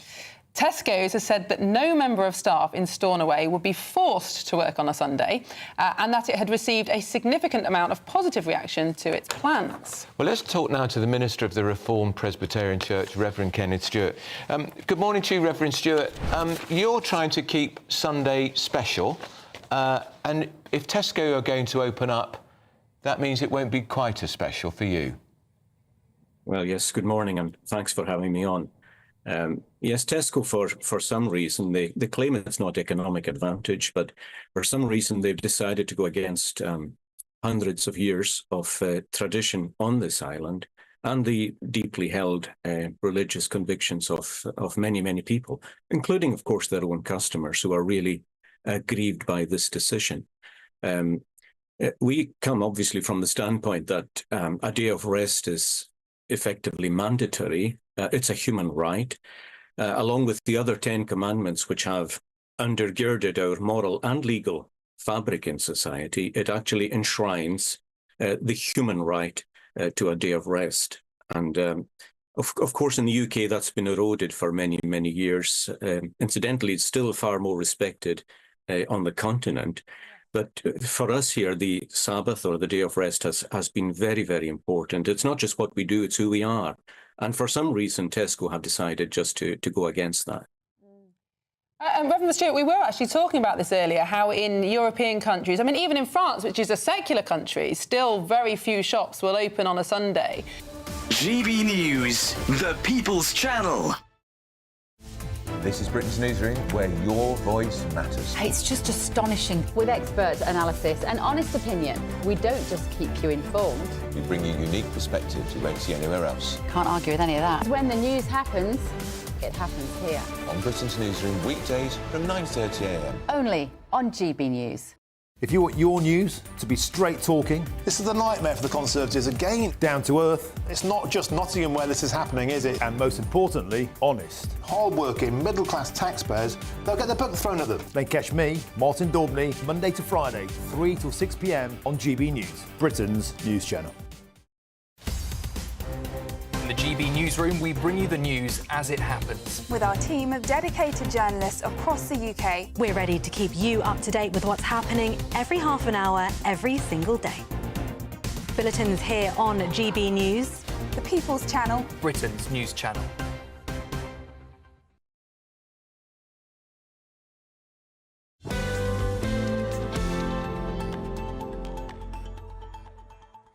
Well, there you are. Welcome back. Hope you've got a nice cup of tea, maybe a beer. It's a Saturday. We're nearly in December. Or maybe a nice snowball. Do you remember them back in the day? Eggnog. Ugh.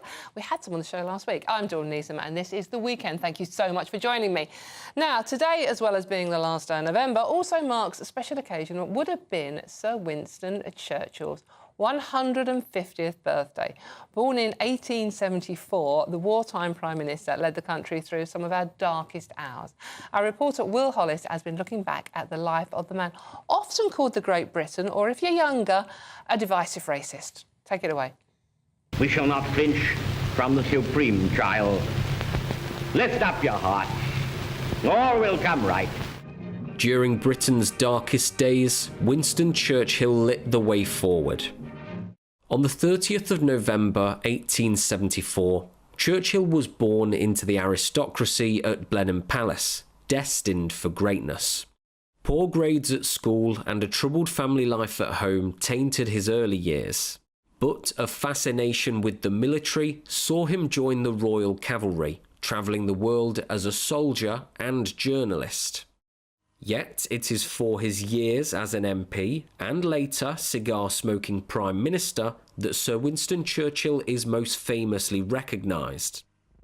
A master in weaponising words, his speeches are amongst the most memorable in the English language. Ladies and gentlemen, the Prime Minister. We will mete out to the Germans the measure, and more than the measure, they have meted out to us. During the Second World War, Churchill spent countless hours underground in secret headquarters, plotting the route to victory alongside his war cabinet and Britain's allies. Kate Clements is the curator at Churchill War Rooms, a part of the Imperial War Museums. Here we are in the map room in the Churchill War Rooms, and what we have here is the book in which the maps that were being signed out were recorded. And there's someone in here several times. So when it says PM, that stands for Prime Minister. So that's Churchill signing out maps to look at in April and May 1942. Churchill is a pivotal figure in history, certainly British history and 20th century history. He has become sort of legendary, but underneath all that there was, of course, a very real man who we know a great deal about. Hostilities will end officially at 1 minute after midnight tonight. Victorious in 1945 and credited as the saviour of Britain, Churchill's extraordinary life ended aged 90. 150 years since his birth and decades on from his death, Winston Churchill remains a towering figure at home and abroad.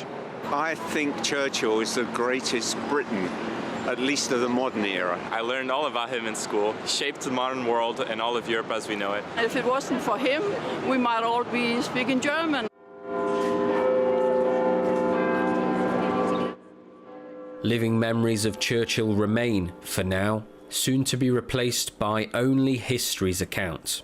The soldiers of the Allied armies pay tribute to Britain's man of destiny, whose courage and steadfastness in the dark years will be remembered in the hour of victory. A war leader triumphant and loved by his nation. Will Hollis, GB News. Stirring stuff there from Will Hollis. OK, let's see what my panel make of this. We still have Matthew and Charlie with us. Now, depending on the age group of the people you ask, Churchill is either the greatest living Brit ever or a divisive racist. Just saying what people are saying. So who wants to go first on this one? I've got two very young men, Matthew and Charlie, with me. Charlie, you're looking at me with that look that I'm going to say something very dramatic. Take it away. Well, I mean, I am a young person, but I don't criticise Churchill for being a racist or a colonialist or all those sorts of things. I mean, he was just a man of his time in that regard. What I would say is that Churchill has become mythologised in the modern mind as being this absolutely faultless, great man of history, heroic figure.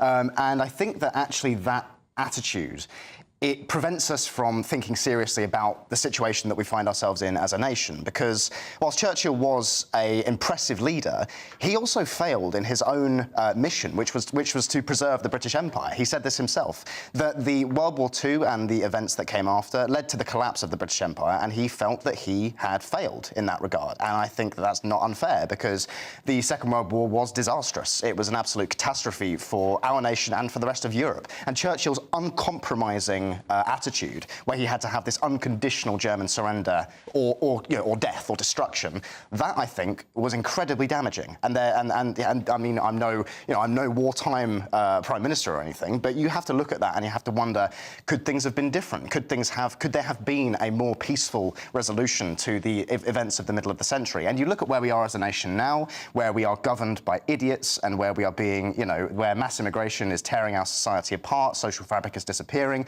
young people can't afford houses and don't start families. Jobs are soul-crushing and depressing, and the entire place. Jobs. Well, no, that's quite true. But a lot of young people feel that way, and we have to wonder, OK, well, how much of that is down to Churchill's legacy? How much of that is downstream from the liberal world order that he helped to bring into existence? Blimey, you've thought about this a lot, haven't you?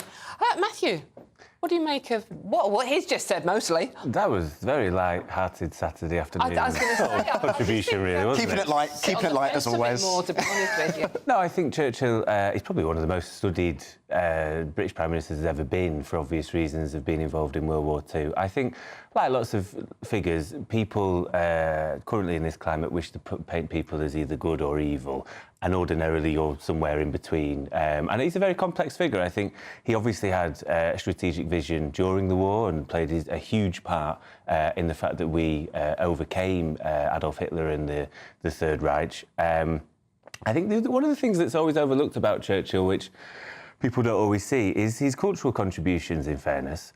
He was a Nobel Prize-winning author and historian. Art is the beauty is in the eye of the beholder or whatever. But, he obviously had a talent for that sort of thing and was a very effective orator, especially what you needed probably during that wartime era.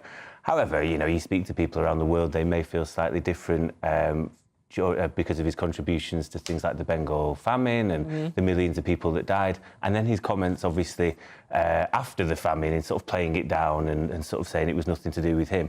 I think also in Wales, you won't find a lot of love for him because he sent in the troops, which I think is maybe the only time that's happened in post-19th century, sent in the troops to break up strikes during the Tony Pandy miners' strike. So I think I think there's an argument to call him the greatest Briton and the reason why lots of us are maybe here today. But I think also it maybe needs to be viewed in context as a very complex character, I will put it diplomatically. We had a Prime Minister since that is as good? We've only got 30 seconds, so... Well, I'd say probably Rishi Sunak. I think he was pretty awesome, wouldn't you? That's a joke, by the way. I think it was terrible. No, I don't think we've had a good leader since the end of the Second World War. I think every single leader, and I'm including other figures who have been lionised and mythologized like Thatcher and others, and Johnson even, they have all contributed to the situation that we're in now as a nation, which is basically falling apart. OK. I think... Anyone you'd like to nominate? Liz Truss? Harold Wilson managed to nationalise shipbuilding with a majority of one. That was quite, effective. Tony Blair and Margaret Thatcher won 3 elections each. That's pretty impressive. Churchill managed to lose his majority after the war. So, I don't know. It's all opinions. I don't rate many of our politicians. Well, what do you Charlie. think? GBnews.com/your say. Who have you just said? Oh, sorry, I've lost your name. You'd be curious to see what Trudy, I think. You'd be curious to see what Churchill would do with the small boats problem. Yeah, me too.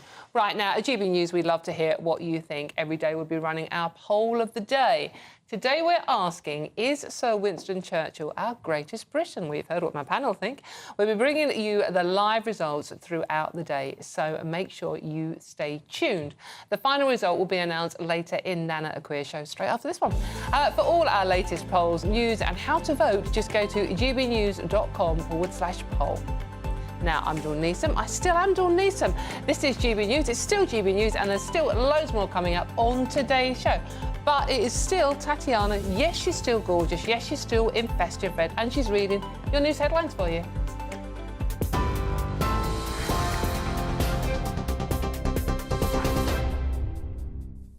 I don't deserve all that kindness, Dawn. Thank you very much. Well, the top stories this afternoon. Assisted dying could become legal in England and Wales after the bill was backed by MPs in an historic vote.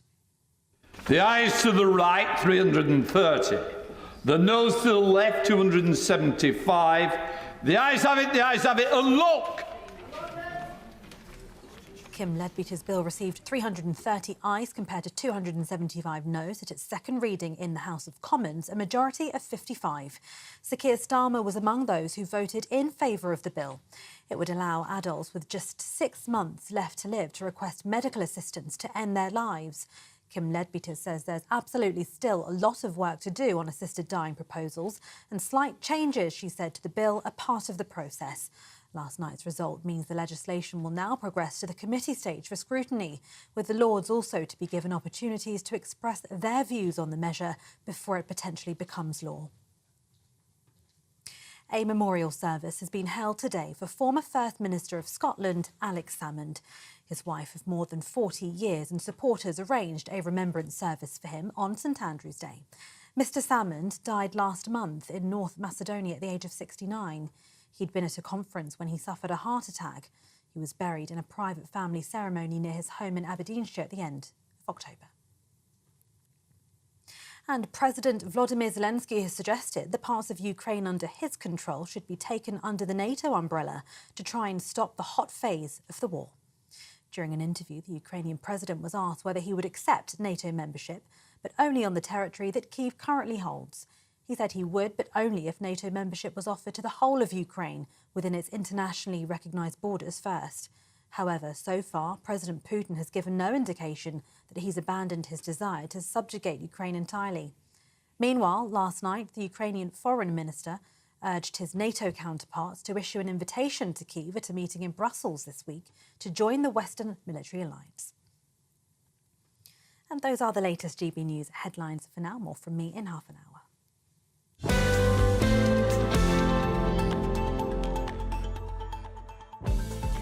Thank you very much, Tatiana. Now, OK, we are moving on.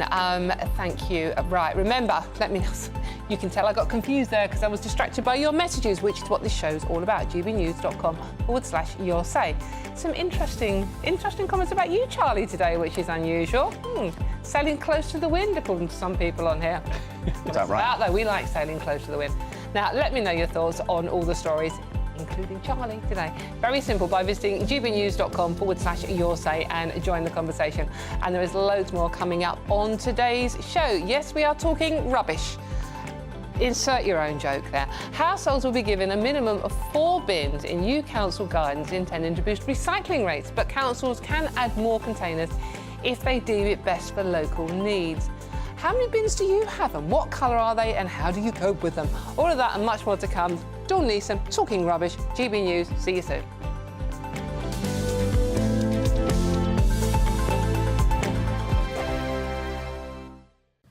Hello, here's your latest weather update from the Met Office for GB News. Through the course of the weekend, we hold on to rather cloudy skies across the UK, bits and pieces of rain around, but very mild for the time of year.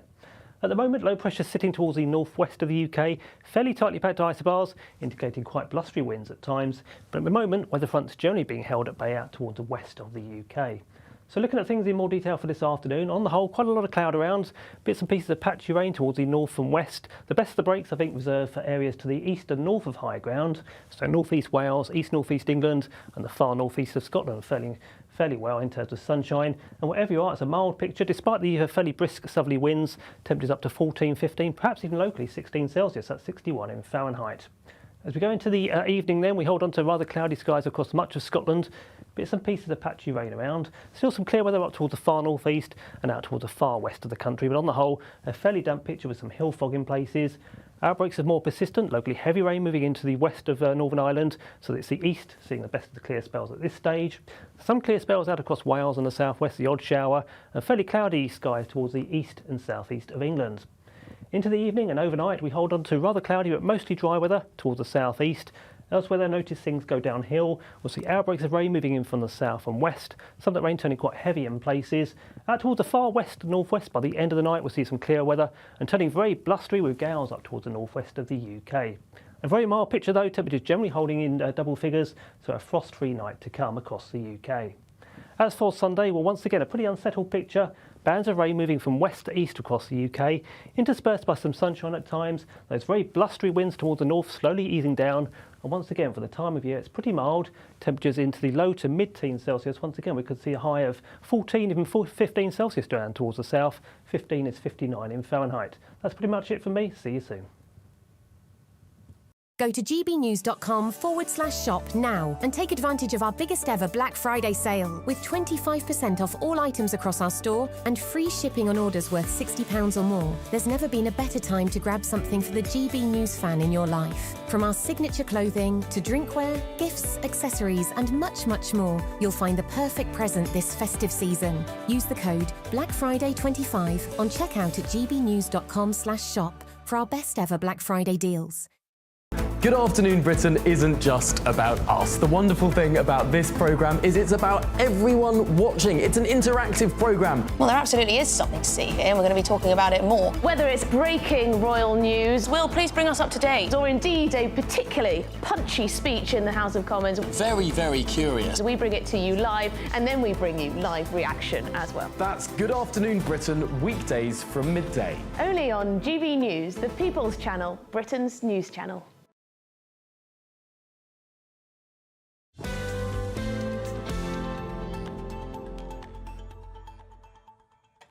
Hello, welcome back to The Weekend with me, Dawn Neeson. I have just been accused of trying to shoehorn a link to Christmas in every single story I'm covering.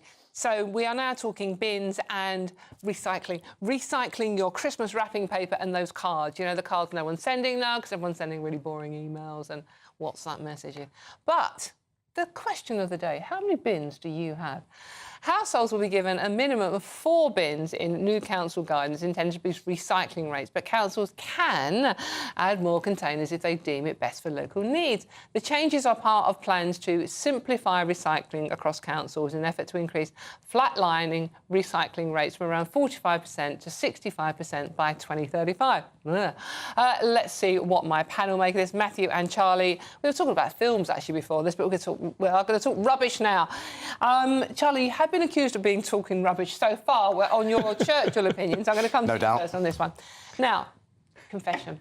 I live in a block of flats, right? And we've got one big dump bin downstairs where all the recycling goes in one big dump bin. Glass, paper, recyclable plastic, everything you want goes in one bin, right? All together. And then the houses a little bit further down the road, they've got 6 bins outside. The same lorry comes and collects it all. It's mad, isn't it? Yeah, well, we're really setting the world to rights today, aren't we? Assisted dying, the legacy of Churchill, and now bins. Yeah. Well, do you know what? It's funny. This is one of those stories. It's one of those issues that's like, it really ignites passions in, like, local politics. It's always potholes and bins, isn't it? People, you know, that's... Know what? I said the same, potholes and bins. But these are things that do actually matter. Like, it's easy to be flippant about this sort of thing, but this is people's day-to-day lives, right? And it does actually affect people. I mean, especially, like you said, when we have all the wrapping paper and stuff over Christmas, people need room to recycle them. Yeah, no worries. Hey, I'm just, you know, trying to keep it light here. But to be honest, I mean, look, I don't have a hugely strong opinion on this subject. I'm not going to lie to you. It's not something I think about all the time, is the number of bins that we should have. But, I mean, I guess recycling is quite desirable. How many bins do you have? Well, at home we have, we've got the garden waste, we've got the recycling, general waste and food. So 4 in total. Yeah, but to be fair, we do quite often fill them up. Are you with your family? I am, yes. So Exposed. It's your family are, grown-ups in your family. Not that I'm saying you're not grown up, obviously, but... You wound me. You're probably your mum and dad. Guessing? Yeah. Have more of a strong opinion on bins. Sorry, I've stung him already. Yeah, no, but I mean, we find that we often fill them up before rubbish day. So, hey, maybe having more is a good idea. Yes. Well, I mean, this is, in theory, cutting down, because some people out there, 10... What are they recycling? Bins must loom big in your life. I hate this stuff. I know I must be better at this sort of stuff, and you're supposed to care about the climate. As soon as I hear anything about it, I think, oh, no, I don't care. I don't care. What do you mean there's 7 bins? What do you mean there's 4? What are we putting in them? It's never clear. And I just think it ignites passions, one, because of nosy neighbours, in my opinion. So I'm like you. We only have 2. I'm in a block of flats. And we have the general bin, which is for everything. But there is, and it's turned up the last couple of years, like a cardboard sort of big bin as well.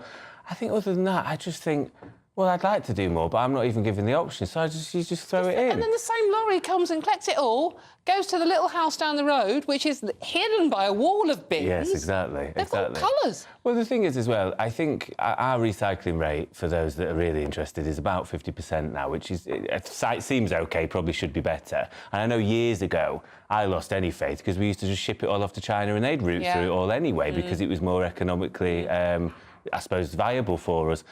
I think if you're going to want to incentivise this sort of stuff and you want to tackle things like climate change or waste or whatever else, I think you've got to start offering up real financial incentives and people will do it more. If you're going to sort of offer money off council tax as a local recycling champion and you're going to actually make sure people are doing this sort of stuff, what I don't like, which is what happened when I lived back in Manchester, is you'd get financial penalties for putting stuff in the wrong bin because if somebody's had to sort through it as if it's not their job anyway. So I apologise to anyone watching at home who's Liberal or whatever else. I hate it. I wish we'd all, do something better with it. And, yeah, that's my strong feeling for the days on the bins. I feel like you should be suspicious if someone's got, like, 10 bins out the front of their house. It's like, what? You've got too much time. What are you doing? We all live busy lives. This is Steve Reed, the Environment Secretary, just in case you're wondering who he is. And he's suggesting this. To make it 4 bins is really going to be the guidance. But, councils can give you 10 if they want to. Yeah. To be fair, there is something of interest that we could note on this story, which is the fact that we do produce so much waste as a society. Now, I am quite sceptical of the narratives around things like climate change. I think that quite often that's politically motivated stuff. But that's not to say that we shouldn't care about the environment. I think that we are custodians of this world, and it's our business, it's our duty to preserve the natural world. And, the kind of economy we live in, where it's all about just constant roiling consumption. It's the next and best, greatest model all the time. The amount of waste that we produce through that attitude, I think, is not great because, we see the litter in our towns and in the countryside as well. So, perhaps recycling and that sort of thing is something we should be incentivising more of. Yeah. So we should get back to Christmas then. So you're going to recycle your Christmas wrapping paper, are you? Where does that go? I don't know if the paper can go in the card one. I'm not sure. If it's got foil silver stuff on it, then... I don't know. That's to say I've been a good boy and actually getting presents this year. I don't know. We'll have to wait and see. Oh, yes, Matthew. Yes, because, see, as soon as I start talking about Christmas, the voice in my head, who's called Lewis, goes, OK, let's move on, shall we? It's like, no. Any case, a very happy birthday. Are your decorations up yet? Yeah. I knew they would be. I know. They were at the end of November. The husband, I tell the story that the husband actually hates it. I put a little star up in his man cave, right? A little tiny one on the windowsill, right, next to his guitars, and which he wants another one for Christmas. He's not getting. So it was on the windowsill. And you know what? The day after I put it up, I went in there. Guess what? Took it down? To be fair, you shouldn't be entering his mail space like that. When do you take them down, though? Do you leave them up into the no, new year? I'm quite good on 12th night, no. But Oh, OK, I do have a Halloween tree. I love the way you say Mel Space. Yeah. It makes it sound quite kinky. This is daytime television, On Dawn, that my note, goodness. Is it really? On that note, I'm going to say a huge thank you to my wonderful panel, writer and broadcaster Matthew Shorber and political commentator Charlie Down. Thank you very much, gentlemen. Mouse space, indeed. Take that one with me. OK, I'm Dawn Neeson. This is GB News, and there's loads more coming up on today's show. We'll have all your latest showbiz with the gorgeous Stephanie Tecci. And, yeah, she's got a lot to talk about, including The Jungle last night. Did you watch it? I did. gbnews.com/your say. This is Britain's news channel. Don't go too far. We'll see you very soon with the lovely Steffi.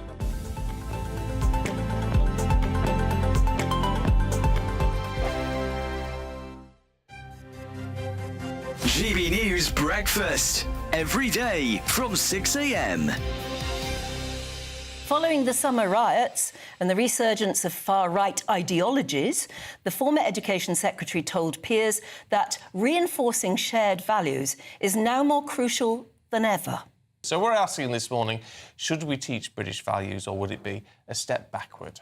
Or how do you even start? To debate this now, we're joined by the Campaign for Real Education chairman, Chris McGovern, and political commentator Matthew Stadland. Well, I think these days, particularly in schools, it's quite fashionable to look at the negative sides of Britain's identity, particularly British history. Personally, I think I'm very proud of being British, and I think we need to be proud of our country like most other countries around the world are. As Chris says, Matthew, lots of other countries do it. Heck, you only have to look at the United States, don't you, to see how sort of patriotic they are. Is there anything wrong in trying to instil a bit of that amongst our youth? I'm just worried it sounds a little bit communist, Stephen, being told what it is to be British. I've got my own personal but very vague views of what British values might be: inclusivity, patience, being able to queue, decency, respect for democracy and the rule of law.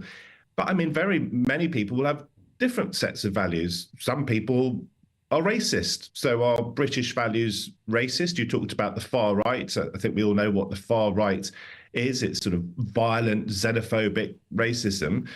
But if you have, say, I don't know, 3-4 million people in this country who might describe themselves as racist or far right, and they're British, or as British as you lot and as I am, does that mean those values get taught in schools? My worry is it's a little bit communist. GB News, the People's Channel. This is Britain's Newsroom, where your voice matters. It's just astonishing. With expert analysis and honest opinion, we don't just keep you informed. We bring you unique perspectives you won't see anywhere else. Can't argue with any of that. When the news happens, it happens here. On Britain's Newsroom, weekdays from 9:30 a.m. Only on GB News. In the GB Newsroom, we bring you the news as it happens. With our team of dedicated journalists across the UK. We're ready to keep you up to date with what's happening every half an hour, every single day. Bulletins here on GB News. The People's Channel. Britain's news channel. Join me, Nana Okwir, for an informative, interactive news programme with a difference. It's fun. No, he didn't say that, Dave. I'm so surprised. I think there's an element of truth to that. Join me from 3 p.m. every weekend, only on GB News, Britain's news channel.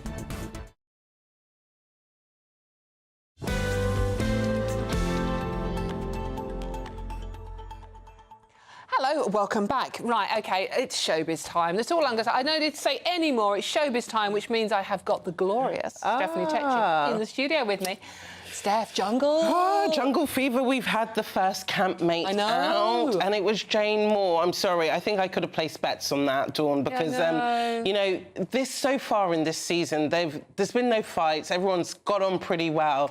But I have to admit, I know Jane's a journalist and I respect her deeply, but she was a bit of a complainer in the Jungle. You know, she was complaining of ageism, sexism against Barry and Danny Jones because they asked her to do the washing task. boss because they are camp leaders. Yeah. And for the whole week, she was like, oh, they only picked me because I'm an older woman. I asked not to do that. I wanted to do harder tasks. So for the whole week, viewers have just seen her moaning. And the thing is, yesterday in her post-exit interview, she was like, you know, she was upset. She was the first one. She was like, you know, people don't appreciate hard workers. But that is not the brief of I'm a Celebrity. No. I'm a Celebrity. We want the people who are entertaining, are a joy to watch. And the moan is eventually, it's like, yeah, maybe one episode is fine, but to do it for the rest of the week, it's a bit too much. Well, that's what the very first thing she said. I mean, I love Jane to bits. I've known Jane. Obviously, she's a fellow tabloid columnist. You know, we've worked on tabloids together. We worked on The Sun together. So, full disclosure, I think she's wonderful. I really wanted her to win. But I knew that tabloid journalists never win things. Really, we never win things. They don't. I knew she was not going to do it. But the first thing she did when she came out was like, oh, just goes to show that hard work doesn't pay. And I'm thinking, no, Jane, just say something nice about everybody. That's it. And, you know, she said, you know, most people say it's the time of their lives. And she said she was basically saying it was OK. She said she got a lot out of other people, but I think a lot of people didn't get much out of her just to, you know, light up her screens as she does on Loose Women. So now we are getting to near I'm a Celebrity, so there are going to be people who are going to be evicted one after the other. Yeah, this is where it gets exciting, isn't it? But Jane says she wanted the less flashy ones, Colleen Rooney and Melvin Adoon. Yeah, because I think she's very much, she wants the people who are working hard on camp to win, such as Colleen and Melvin. But I think she was making a sly dig at Dean, who has been quite entertaining, crying, shouting, doing the full works, but he's not actually a hard worker. So I think in that sense, I understand what she's saying, but people are always going to gravitate to the people like Colleen and Dean, who are just interesting to watch. But they scream a lot. No one's that scared of anything ever. I know. And really? I'm like, don't sign up for I'm a Celebrity, because that's what it's about. But this is last week. The public were just voting for Dean non-stop. Yeah, so he screams a lot. Just very quickly, one thing that's fascinating me, Steph, all the girls with these eyelashes and they make Colin clean. I mean, how does she look so gorgeous still? No, I think she actually looks naturally beautiful, and that's what I love about the I'm a Celeb. Like Maura Higgins, Love Island side, usually caked and makeup to the max, but actually when you see them stripped off, you're like, you look really beautiful, natural. OK, well, Steph always looks beautiful naturally as well. Don't know about that. Some of us might be struggling. So, in any case, let's have a look at the weather with Marco for you. Thank you very much, Steph. Thank you.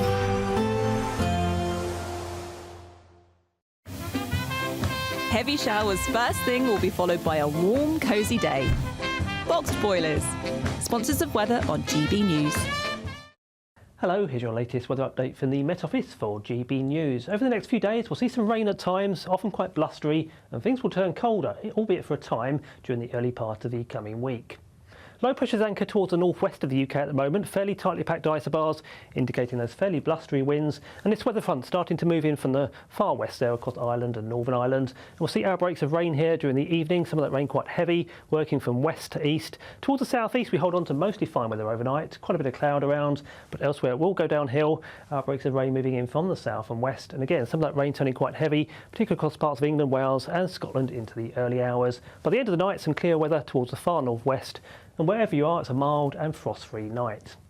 As for Sunday, well, unfortunately, it's an unsettled day to come. Bands of rain moving from west to east across all parts of the UK. Certainly to start the day on Sunday, some showery outbreaks of rain across the mainland of Scotland there. One or two brighter breaks in between, and quite a mild start to the day as well. For Northern Ireland, not faring too badly. Isolated showers, but some clear or sunny weather developing here during the early part of Sunday. And some clear to sunny weather across parts of Wales and the southwest, again with one or two showers around to start the day on Sunday. Further east and southeast, though, some more persistent bands of rain moving from west to east. And on the whole, it's a pretty unsettled day to come across the UK. Further bands of rain will work in from west to east across all areas through the day, coupled with quite blustery winds, particularly towards the north at first. Here we'll see gales for a time. In between those rain bands, there will be some sunshine, and that will help to lift temperatures into the low to mid-teens Celsius. Quite a mild afternoon to come. Temperatures up in the north up 12 Celsius, down towards the south there 14, even 15 degrees. 15 is 59 in Fahrenheit. Further bands of showery rain coming from the west during the evening, and notice the wind starting to turn into a northerly direction from the north later in the day. That's a sign of things to come during the early part of next week. A colder spell developing, some sunshine, yes, but some frost, even a bit of snow towards the north, before things start to turn milder again from the west by the middle of the week. Expect a warm front, moving from the kitchen right through to the rest of the house. Boxed Boilers, sponsors of weather on GB News. You could be joining the Great British Giveaway list of winners with your chance to grab a fantastic £50,000 in tax-free cash. We've made loads of winners this year, and you could be our next. Hi, I'm Angela from Wigan, and I won £30,000 with the Great British Giveaway. It happens to people like me.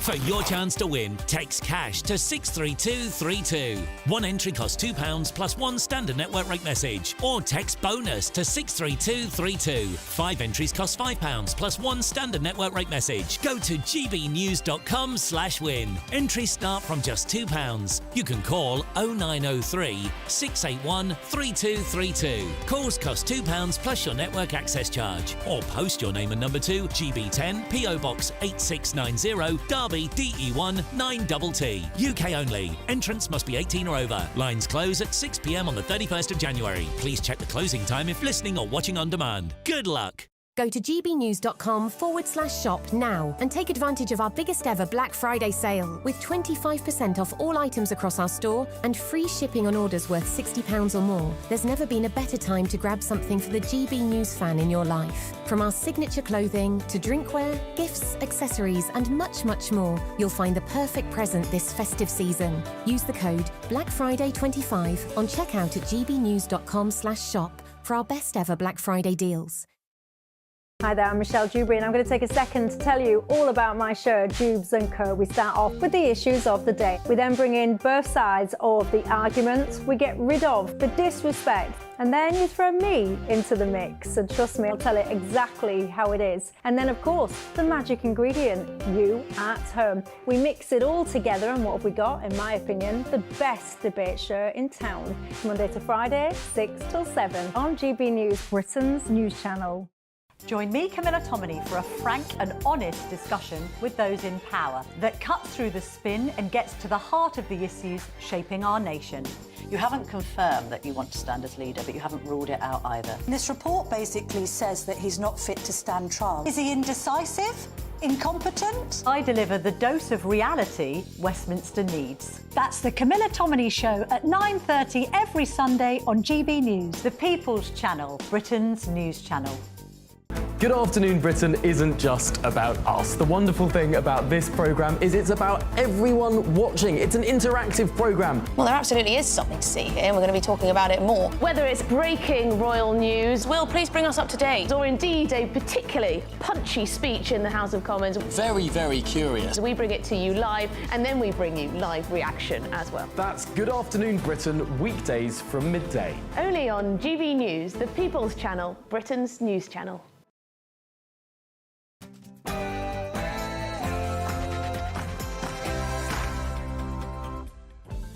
Good afternoon, it's 2 o'clock on Saturday, the 30th of November. Yes, the 30th of November, the very last day of November, which means tomorrow is the 1st of December. And you're not ready, are you? Got my tree up, I bet you haven't. This is the weekend on GB News. Now, the serious news story of the day we have to talk about, assisted dying bill is backed by MPs. The Prime Minister was amongst those who supported the vote after an emotional debate. But those opposed promised to redouble their efforts to persuade MPs to change their minds as they move on to months of detailed scrutiny, which is needed, isn't it? And then a bit of showbiz for you. Penny Lancaster has hit out at Greg Wallace, saying she is prepared to go to the appropriate authorities over his behaviour after the MasterChef host has stepped down following allegations of inappropriate sexual comments.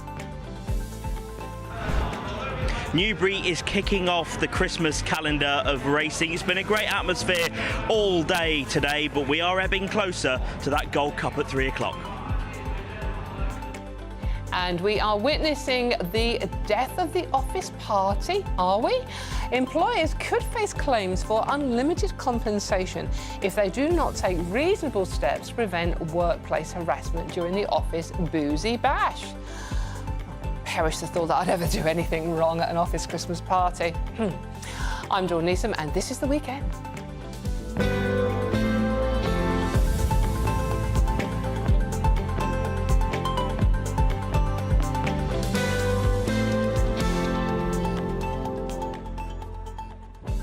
Oh, OK. But this show is nothing without you and your views, and lots of you been getting in touch. And I promise I'm going to read as many out as I possibly can, including the insulting ones. Tatiana, I'm going to get to you in a minute, don't worry about that one. This show is nothing with you and your views, and it's very easy to get involved. gbnews.com/your say. Now, you can talk about my favourite subject of the day, which is Christmas, because it's 1st December tomorrow, or you can talk about whatever you want to, basically. As I said, it's your show. What do you want to talk about? Now, you can also talk about the panel, because I know you love these two. Keeping me company this hour is former Conservative Special Advisor, the wonderful Charlie Rowley, and political commentator, the wonderful Jonathan List. And I would like to apologise in advance for the jumper. Not my choice. But before we get stuck into today's stories, let's get the news with Tatiana Sanchez.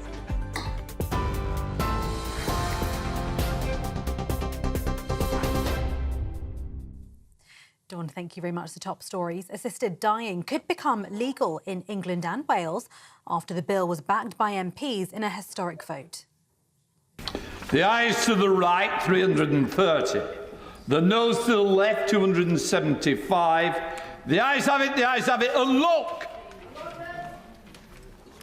Kim Leadbeater's bill received 330 ayes compared to 275 noes at its second reading in the House of Commons, a majority of 55. Sir Keir Starmer was among those who voted in favour of the bill. It would allow adults with just 6 months left to live to request medical assistance to end their lives. Kim Leadbeater says there is absolutely still a lot of work to do on assisted dying proposals, and slight changes to the bill are part of the process. Last night's result means the legislation will now progress to the committee stage for scrutiny, with the Lords also to be given opportunities to express their views on the measure before it potentially becomes law. President Volodymyr Zelensky has suggested the parts of Ukraine under his control should be taken under the NATO umbrella to try and stop the hot phase of the war. During an interview, the Ukrainian president was asked whether he would accept NATO membership, but only on the territory that Kyiv currently holds. He said he would, but only if NATO membership was offered to the whole of Ukraine within its internationally recognised borders first. However, so far, President Vladimir Putin has given no indication that he's abandoned his desire to subjugate Ukraine entirely. Meanwhile, last night, the Ukrainian foreign minister urged his NATO counterparts to issue an invitation to Kyiv at a meeting in Brussels this week to join the Western Military Alliance, according to a letter seen by Reuters. In other news, further accusations have been made against TV presenter Greg Wallace in the wake of him stepping away from hosting the BBC show MasterChef while a review into complaints is carried out. Penny Lancaster is prepared to speak with authorities regarding her experience with Mr Wallace on Celebrity MasterChef following his recent departure. The Sun reports 3 different women are now also accusing Mr Wallace of groping. Production company Banijay UK says it's launching an external review, with Mr Wallace fully cooperating during the investigation. Greg Wallace's lawyers insist the claims are entirely false. Now, a memorial service has been held today for former First Minister of Scotland, Alex Salmond. His wife of more than 40 years and supporters arranged a remembrance service for him on St Andrew's Day. Mr Salmond died last month in North Macedonia at the age of 69. He'd been at a conference when he suffered a heart attack and was buried in a private family ceremony near his home in Aberdeenshire at the end of October. A plane which experienced a serious incident in October last year is said to have left nearly 200 people on board at risk of developing hypoxia, a potentially fatal condition. The aircraft had been en route to Kos in Greece after departing Manchester Airport when an oversight from both pilots led to 2 crucial engine systems not being turned on, resulting in a loss of pressure within the cabin. A report from the Air Accidents Investigation Branch says the loss of pressure could be significant enough to affect cognitive performance. 3 days later, the same aircraft veered off the runway at Leeds Bradford Airport. GB News has contacted TUI for comment. And lastly, more than 100 dogs dressed in Christmas jumpers joined a festive parade in central London today in support of rescue charities. An estimated 130 pets made their way from St James's Park down the Mall towards Buckingham Palace with their owners this morning. The event was organised by Rescue Dogs of London and Friends to raise funds for Hungry Hearts Dog Rescue and ZEM Rescues, which rehome dogs from overseas. Prizes for the best dressed pets were awarded in Green Park next to the palace. And those are the latest GB News headlines for now. Lewis Mackenzie has your next update.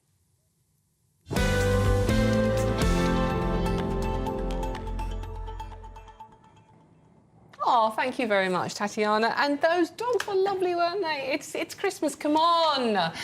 Chill out, people. But you just know someone's going to go, oh, that's not fair on the dogs. They don't like that, you know. We shouldn't do that. We should ban that. Come on, the fun police are out in force. And it's even, well, yeah, the 1st of December tomorrow, nearly Christmas. Just got to read this one out. And I know where you live, Alan, by the way, so be warned. Alan, Dawn is known as Tatiana in our house. Not Tatiana, that's different. Tatiana in our house. Reminds me of the saying, lipstick, powder and paint makes a girl what she ain't. Just saying. Well, Alan, young man, what exactly are you saying? Let me know. gbnews.com/your say. And you can get in touch if you want to insult me or Jonathan or Charlie, because, you know, my panel are here and they're braced for it. It's a really nice jumper and it does match lovely with his trousers. Why is your cup making those weird noises? Why does everyone want to insult us? We're beautiful. They're beautiful. They are beautiful. No matter what they say, words can't bring me down. Right, any case, they are great young men, and I'm very, very happy for the company, because we do have to talk about the big story of the week. Assisted dying is one step closer to becoming legal in England and Wales after MPs backed the bill in that historic vote we saw yesterday. It followed 4.5 hours of debate, with 300 MPs voting in favour and 275 opposing it. The Prime Minister, Keir Starmer, was one of the key people voting in favour, alongside the Chancellor, Rachel Reeves. The legislation would mean terminally ill adults with 6 months left to live are able to request assistance in ending their life. OK, well, you have introduced them already. I mean, blimey, it's Charlie Rowley and Jonathan Listen. If you don't know who they are by now, I'm not going to tell you. But they are here and they are braced for you. But, boys, assisted dying, it was a historic debate. It was interesting because it wasn't along political divides. It was along how MPs felt themselves. So you had sort of like some weird political combinations of people like Nigel Farage voting the same way as someone on the very far left, for example. What did you make of what happened yesterday, Charlie?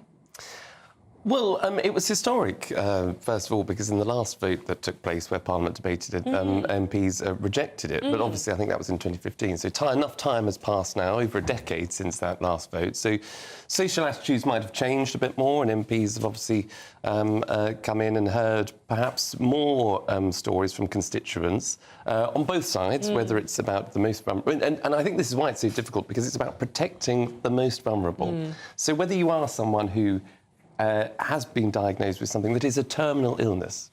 And it's something, I mean, we don't like to talk about death. We're British in that sense. We try to ignore it until it happens, and then we deal with it. It's not something we like. Exactly. So it's a difficult one in that sense. But it is about the most vulnerable, and people who have been terminally diagnosed, they are going to die. And so it's about looking at that group of people in isolation, on the one hand, and to say, well, if you have a terminal illness and you're going to become chronically ill and sicker and iller and become in more pain, how do you allow... I mean, it's very difficult to say, you know, if that were me in that situation, you know, and I said, look, actually, I wanted to go out on my terms when I'm actually not in a position where actually...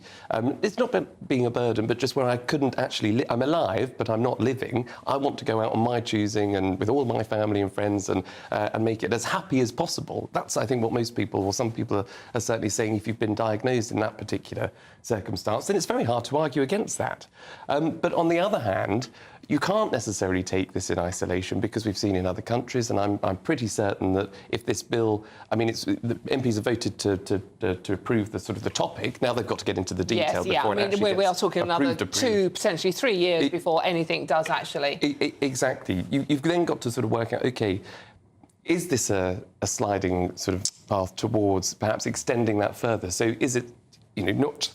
Will it in the future not just be about terminal illness? Will it be about people just with maybe long-term sickness? As we have seen happen in Canada, as we have in other Holland. countries. So that's the balance. That's why it's been very difficult, I think, and emotive. And that's why you haven't seen party politics involved. It's just been about personal opinion and personal representation that MPs have seen in their day-to-day. Would you vote lives. for or against if you were an MP? Just quickly. Well, it's incredible. I probably, if pressed, I would have voted for it in order to get it to the next stage of scrutiny. But I'm still undecided, actually, as to whether, if I were going to vote, whether I'd actually vote for it in its full passing or not. But to get it through to the next stage to allow more scrutiny, I think I probably would have voted for it. Very good answer, actually. How about you, Jonathan? I'd have voted very much in favour of it. I feel very, very strongly that this is the right thing to do. Absolutely, 100%. Even though we've seen not very good things happen in Canada. The whole slippery slope argument that you're talking about, which I've heard a few people mention, it just doesn't hold water because every single change would have to be authorised by Parliament. And it can't be a slippery slope if MPs are deciding it. A slippery slope suggests that you have no control over it, that you start at the top and then you slide inexorably towards a position that no one wants to happen. The MPs are sort of the gatekeepers of every single change to law. There can't be sort of amendments slipped through the back to say, oh, actually, it's going to be 12 months now, or actually, you don't need to have the High Court judges anymore. That just simply isn't how the law will work. And you have many other changes in this country that obviously you do have progressive change that happen with certain issues, and other issues sort of stay put, for example. So abortion law is a good example. There wasn't actually a slippery slope after abortion was legalised in this country in the 60s. It actually abortion law became slightly stricter when the limit was removed from sort of 28 weeks to 24 weeks about 30 years ago. So there's no sort of kind of destined reason why things should become more liberal or more relaxed. I think that there are very robust safeguards embedded in this bill and that are stronger than most other countries where this law exists. I think it ultimately comes down to a matter of agency and autonomy, and that people should have the right to go, as you said, at a time of their choosing and in peace, rather than being forced to suffer against their will until their bodies finally give out. I don't think a benign system forces people to suffer for no reason. It's not about, as one doctor said yesterday in the Commons, it's not about life versus death, it's about death versus death. And no one should be forced ever to make that choice unless they want to. And it does create a new law, this bill, that actually imprisons people, or sort of criminalises people who seek to encourage people to end their lives through reasons of personal gain or anything like that. The reason why, I take all of that, but yes, the law will only change if MPs vote on it. But I think once you've made such a change, a dramatic change from not allowing assisted dying to allowing it, that is a huge change in itself, but then once you've made a huge change, you can allow smaller changes to then be built on top. So when social attitudes change to allowing and accepting in the UK, where we don't have it before, assisted dying, there is slippery slope might not be the right term, but could be, and I'm pretty sure that there would actually be extensions and building blocks on top of it. So you're right in terms of what you said. What is the difference, actually, if you are a patient who is diagnosed with a terminal illness? What's the difference between, to them, 6 months and maybe 8 months? OK, but Charlie, no, but hold on, but that's the point. As soon as you open the box and allow that sort of... what's the difference then between someone with a terminal illness and someone who might be 85, maybe 87, 90, and then they're suddenly diagnosed with cancer. Now, that patient might say, and it will be well within their right to say, I'm too old maybe for the treatment, because the treatment is hellish in itself. I'd rather actually just like to go now. That is a choice. And I'm not criticising people if they want, but I know the law doesn't currently allow for that. But it might do in the future. But fine, but then... So I'm just talking about the progress that's fine, but then we can have that discussion when that argument comes up. What I'm saying to you is not that the law can never change and will never change. I'm saying that that is not what is currently being discussed. And I suppose that my problem is that people are having arguments about what might happen in 10 years. I think we need to have an argument about... But then in 10 years we can have that discussion. We can see how the law's worked up until then, and maybe attitudes will have changed, Parliament will have changed, and then that's fine. That's not how these things work. No, of course it is. Of course campaigners, understandably campaigners on both sides. But the reason why people are worried about the extension of that law, or whether it could be, because, again, there's no right or wrong, I don't think. That's the problem. I don't think there is a right or wrong. There's absolutely nothing wrong. But then that's fine, that people can discuss it when that's up for discussion. But there is nothing wrong with somebody saying... Do you trust politicians to have that conversation? I think that we have no other choice. We have no other... Recently. We have no other choice, Dawn. The Parliament is sovereign in this country. That's where sovereignty comes in this country, through Parliament. And so we elect representatives every 4 or 5 years to make these big decisions on our behalf, because we don't have a system of direct democracy where we have referenda for every issue like they have in Switzerland, for example. So that's how the system works. So ultimately, yes, we do have to trust politicians because that's how our system is built. But at the moment, Charlie, you have a system where people who might be in situations that aren't covered by this bill, but who have the means, for example, to go to Switzerland again, to Dignitas, and to take that decision with obviously a lot of money. So what you have at the moment is an inbuilt inequality where some people are rich enough to be able to make those decisions, other people are not. But there's also the protections of people who, and we all know it because, again, we're in a funny old situation, I think, by just being British. We don't like to talk about death. We don't sometimes like to talk about sex. There are things we don't like to talk about just because it's too... but there will be lots of people, vulnerable people, who are either disabled or who are older or have other conditions, who the law can't legislate for emotion a lot of the time. And there'll be people sitting at home that are worried, people that are disabled, people that are getting older, people that might feel as though, oh, they're becoming a burden, maybe I should just give up. And so, sometimes you need Parliament, sometimes you need legislators to say, actually, to stop you thinking about that, or to stop your family or to being coerced in any kind of way, we're going to prevent that bill being extended. We're going to prevent the idea of assisted suicide, as desperate as that is for those who are terminally ill, as desperate as that is for people who are ill or whatever, or sick. We're going to protect you or protect other people from feeling as though that they have to do something that they don't necessarily want to do. OK, we have to move on. Before we move on from this subject, a lot of you, I mean, as Charlie just said, we don't like talking about it. It is a horrible subject to talk about, but I think we have to face up to it, and that's why we're doing it today, so please bear with us on that one. But a lot of you have been getting in touch. I just want to read James, your message out. James says, Dawn, two-tier Keir has already started his own assisted dying process. It's called removal of the pensioners' winter fuel allowance. And James, lots of people are agreeing with you on the message board. So gbnews.com/your say. Please do keep them coming in. I will read as many out as I possibly can. Now, for all the best analysis on that story and many, many more, please do go to our website, which is gbnews.com. Now, I'm going to try and cheer you up because it is nearly Christmas, I might have mentioned that. It's time for our biggest and greatest British giveaway this year, and your chance to win £50,000 in tax-free cash. What a Christmas you could have with that, eh? It's the biggest cash prize we've ever given away, and it could all be yours. And it's very, very simple to win, and here's exactly how you do it. It's the biggest, greatest Great British giveaway so far, with your chance to win a spectacular £50,000 in tax-free cash. 2025 could be amazing, with plenty of treats, holidays and fun on the horizon. How would you enjoy that cash? £50,000 will make someone our biggest ever winner. For another chance to win £50,000 cash, text cash to 63232. One entry costs £2 plus one standard network rate message, or text bonus to 63232. 5 entries cost £5 plus one standard network rate message. Go to gbnews.com/win. Entries start from just £2. You can call 0903 681 3232. Calls cost £2 plus your network access charge, or post your name and number to GB10 PO Box 8690 Derby DE1 9TT. UK only. Entrance must be 18 or over. Lines close at 6 p.m. on the 31st of January. Please check the closing time if listening or watching on demand. Good luck. Well, that man said good luck. Now, in my one-woman mission to squeeze the mention of Christmas into every story, racing. My dad used to love the GGs at this time of year, and the Coral Winter Festival is taking place at Newbury Racecourse today. The festival is set to feature one of the country's most prestigious jump races in the racing calendar, the Coral Gold Cup. We've seen the Gold Cup earlier on. It's very impressive. And our reporter, Jack Carlson, is there for us. Jack, what's happening?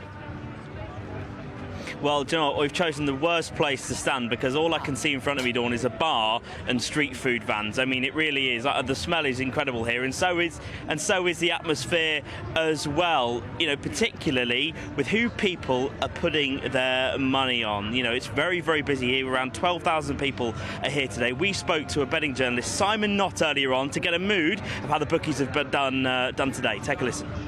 This is the busiest Saturday I've seen in the betting ring for a long time. From race one, the favourite won the first race. It was a queue back to the hot dog stand.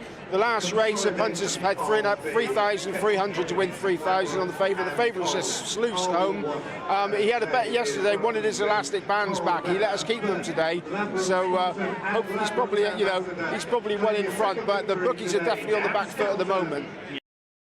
But it just shows you, really, doesn't it, how good the atmosphere has been here today. You know, the queues that have been, you know, forming here just for people to try and choose who maybe they want to win the race. But with us once again is Philip Davies. I mean, we're heading ever closer now to the Gold Cup, and actually with some of the races we've already had today, people that are coming in this morning that we maybe spoke to about you know who they were maybe putting their money on, that can very quickly change throughout the day, and for a lot of people it probably has.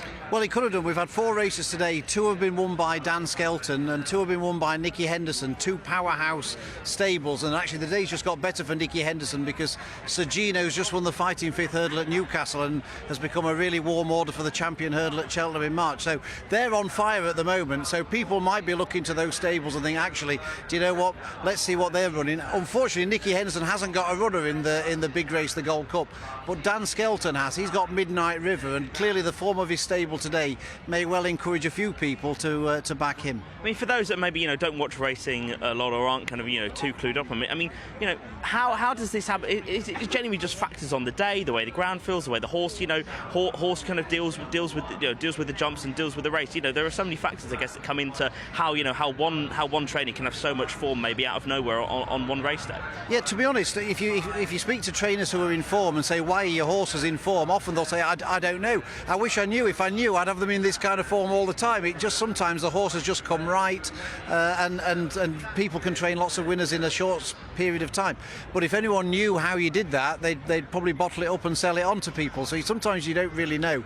But following trainers in form is certainly not a bad strategy. Well, Philip, thank you so much for joining us. Philip Davies there, of course, friend of the channel and our rating expert today. The atmosphere is absolutely fantastic here, Dawn. I think with that smell, I'm off to get a nice bite to eat.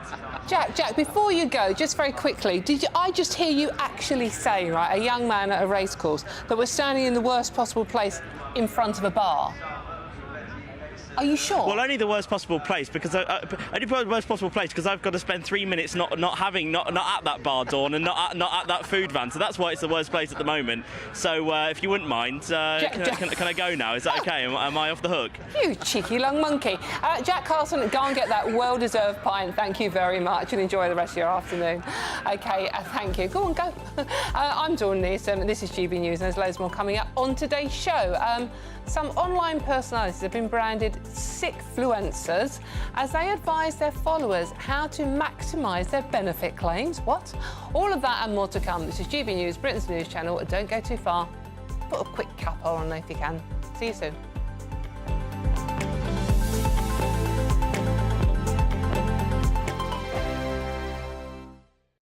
This is GB News, Britain's news channel. As Strictly Come Dancing approaches its iconic Blackpool episode, marking halfway through the competition, visually impaired dancers across the country have spoken out about how groundbreaking the casting of Chris McCausland is, who suffers from, if I hope I'm saying this correctly, retinitis pigmentosa, and they have found him particularly inspiring. We've been talking, Sean, about how the casting of Strictly has been inspiring to so many people, but I imagine there'll be lots of people who are watching this at home finding your story of resilience really inspiring, because you've obviously really been through it. Is dancing something that has sort of, you know, helped keep you going through all of those troubles? And what does it mean to you to see casting like this on a show like Strictly Come Dancing? Like I say, all the things I went through. So those 9 years when I wasn't dancing, you know, I was still dancing in my head and just banging on to other people.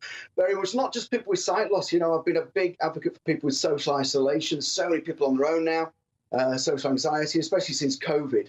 And I just want people to get out. The stuff that I'm doing and all the stuff Chris is obviously doing, it will inspire others. Again, like I say, just not people just with sight loss. I had so many people come up to me in the early days, guys, and now that say, you know what, Shawnee, I've seen you do it, so I'm just going to do it. But you just got to get over yourself, because if you bother to do the maths, you know, because all it is maths and walking. Yeah. You know, that's all it is. Maths and walking actually sounds quite difficult. Sean, thank you. Oh, come on, mate. Can you shout? Can you walk? Crack on. Sean, you're an inspiration. Thank you, mate, for joining us this morning. Really appreciate it. You're a star, and so glad. Just before I go, I'm just going to say this is Kev. Here's Kev. GB News, the People's Channel.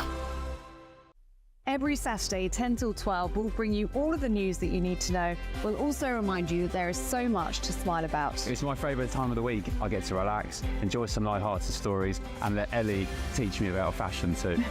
That's Saturday Morning Live, every Saturday, 10 till 12. Only on GB News, Britain's news channel. Join me, Nana Akwe, for an informative, interactive news programme with a difference. It's fun. No, he didn't say that, Dave. I'm so surprised. I think there's an element of truth to that. Join me from 3 p.m. every weekend, only on GB News, Britain's news channel. If you want your news to be straight talking... This is a nightmare for the Conservatives again. Down to earth. It's not just Nottingham where this is happening, is it? And most importantly, honest. Hard-working, middle-class taxpayers, they'll get their book thrown at them. Then catch me, Martin Daubney, Monday to Friday, 3 till 6 p.m. on GB News, Britain's news channel.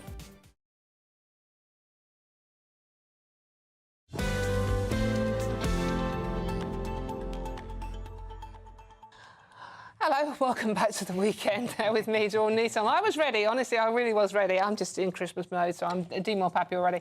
Just want to read one message out from you out there. This is from Anne-Marie. We're talking about assisted dying. We have to. It's the big story of the week, as depressing as it might be. Anne-Marie says, we're talking about the bill. Can it be changed? Is it a slippery slope, etc.? Anne-Marie says, so the bill can't be changed without parliamentary consent. That's worrying in itself. Anne-Marie, I could not agree more, lovely, to be honest with you. And that's not even a political point, and that applies to politicians of many, many, many parties. In any case, this is the weekend I am in Dawn Neeson. Now, online sickfluencers, am I saying that right? Are advising their followers on how to maximise their benefits.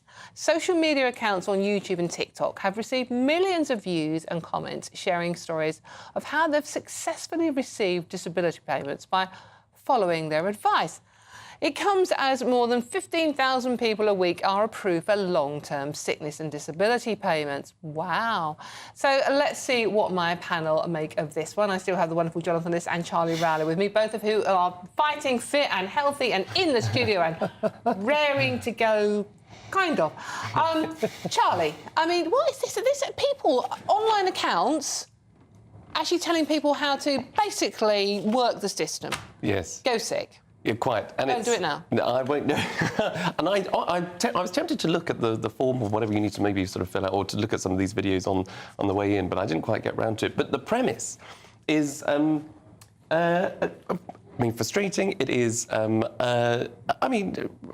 just frankly unbelievable, because I know lots of things go on TikTok now, and lots of things are sort of demonstrated on social media. Seen that. How to do this, how to do that, how to do whatever. But the idea that you can encourage people to apply for whether it's PIP, that's personal independence payments, or any kind of benefit, or sick leave, or whatever. By telling people what certain words you should use, because it's certain words or certain diagnosis that gets you into the higher category and faster processing system to get you that benefit, is ridiculous. This is taxpayers' money at the end of the day. I'm all for totally the benefit system. Of course I am. There will always be people that are in need. Or people that need it. And when you're sort of applying for sickness benefit effectively because of anxiety, that is OK, one thing, but that is something that doesn't rule you to be unfit for work. And there are just too many. I mean, it's gone up by 1 million people since 2019, yeah. I think it is. I don't believe, and I don't think anybody believes, that there are 1 million more people that are sicker now in 2024 than what there were back in 2019. It is growing at a faster rate than we've ever seen before. That bill is only then, therefore, going to get bigger. And who's picking up that bill? It's the people that are in work and taxpayers that are that are generating wealth into the Treasury coffers. 3.3 million people claiming disability or incapacity benefits in 2023, up 1 million. As you just said, since 2019. And the figure is projected to surpass 4 million by the end of this Parliament. That's £100 billion before the end of the decade. That's more than the schools, police and courts budgets combined. Jonathan, what's going on here? And we've got people online, at least take the accounts down, telling people how to scam the system. Well, I mean, we did have quite a big thing happening between 2019 and 2023, which has led to huge consequences, many of them side consequences, unintended consequences of lockdown, etc. A lot of people have not recovered from the pandemic, either physically or psychologically. You know, a lot of young people now who are kind of at a very, very significant age at the time of lockdown who haven't quite recovered, and we have to do more to support those people, and that will ripple through for the next generation about all the sort of the side effects of that period, which obviously did a lot of damage. Now, that's not to debate the merits of lockdown, because obviously we had to deal with the virus, which is the most pressing threat at that time. But there are reasons why there are more people out of work and need benefits. Now, I think I take Charlie's point about this kind of online trend, and I can sort of see both sides to it. I think it's legitimate because it's a very, very... It's legitimate. No, I'm saying it's legitimate for people who are navigating a very, very difficult system, which is not designed necessarily to make their lives easier. And if you go through that system, often you can feel quite degraded by it. It's quite humiliating in some ways. I think there's a lack of respect often given to people who are seeking benefits. They are sort of castigated as though they have failed somehow, they've done something wrong, they shouldn't be asking for handouts, and there's a kind of a moral compunction which is sort of carried down the politics of it.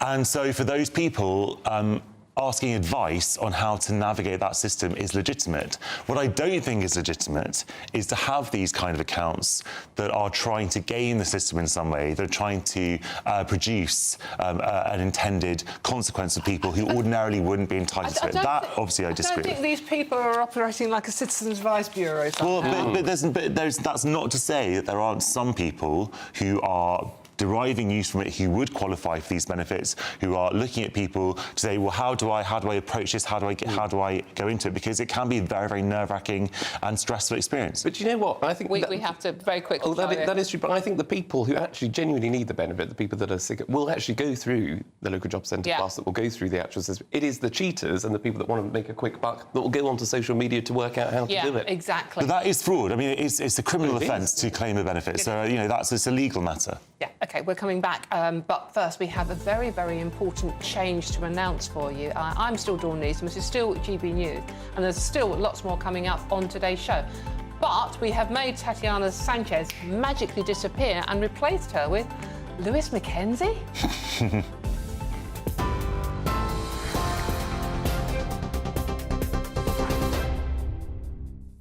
Thank you very much, Dawn. I know I'm not as good as Tatiana, but I'm doing my best, yes. Good afternoon. It's just after 2:30. Here are your latest GB News headlines.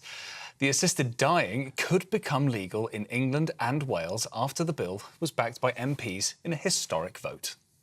The ayes to the right, 330. The noes to the left, 275. The ayes have it, and look! Kim Leadbeater's bill received 330 ayes compared to 275 noes in the second reading in the House of Commons, a majority of 55. It would allow adults with just 6 months left to live to request medical assistance to end their lives. Kim Leadbeater says there is absolutely still a lot of work to do on assisted dying proposals, and slight changes to the bill are part and parcel of the process. President Volodymyr Zelensky has suggested the parts of Ukraine under his control should be taken under the NATO umbrella to try and stop the hot phase of the war. During an interview, the Ukrainian president was asked whether he would accept NATO membership, but only if the territory that Kyiv currently holds. He said he would, but only if NATO membership was offered to the whole of Ukraine within its internationally recognised borders. A memorial service has been held today for former First Minister of Scotland, Alex Salmond. His wife of more than 40 years and supporters arranged a remembrance service for him on St Andrew's Day. Mr Salmond died last month in North Macedonia at the age of 69. He was at a conference when he suffered a heart attack and was buried in a private family ceremony near his home in Aberdeenshire at the end of October. And a lovely story here. More than 100 dogs dressed in Christmas jumpers have joined a festive parade in central London in support of rescue charities. An estimated 130 pets made their way from St James's Park down the Mall towards Buckingham Palace with their owners this morning. The event was organised by Rescue Dogs of London and Friends to raise funds for Hungry Hearts Dog Rescue and Zem Rescues, which rehomes dogs from overseas. Prizes, of course, for the best dressed dogs were given out in Green Park next to the palace. Absolutely love that story. Those are your latest headlines for now. I'm Lewis Mackenzie. There's more from me in half an hour's time. For the very latest GB News direct to your smartphone, sign up to News Alerts by scanning the QR code or go to gbnews.com/alerts.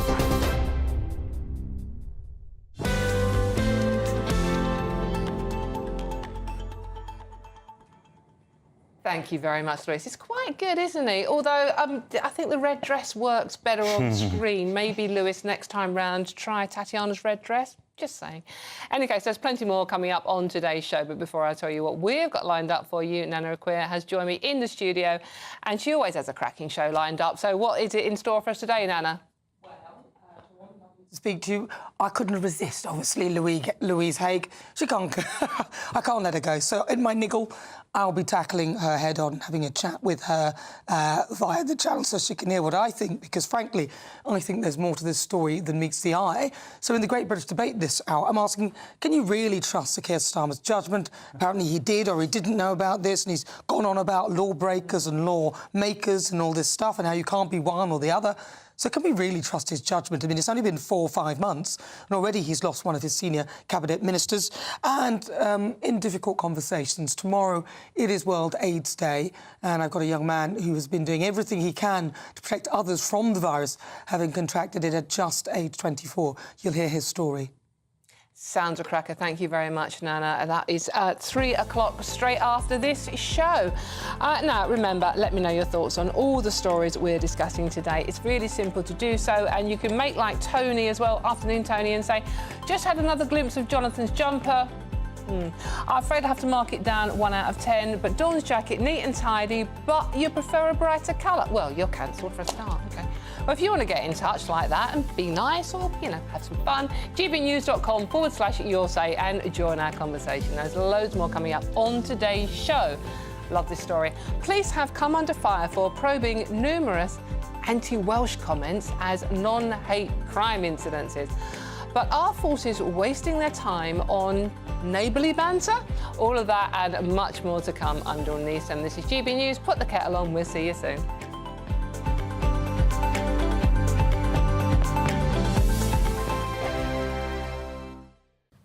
Hello, here's your latest weather update from the Met Office for GB News. Through the course of the weekend, we hold on to rather cloudy skies across the UK. Bits and pieces of rain around, but very mild for the time of year. At the moment, low pressure sitting towards the northwest of the UK, fairly tightly packed isobars, indicating quite blustery winds at times. But at the moment, weather fronts generally being held at bay out towards the west of the UK.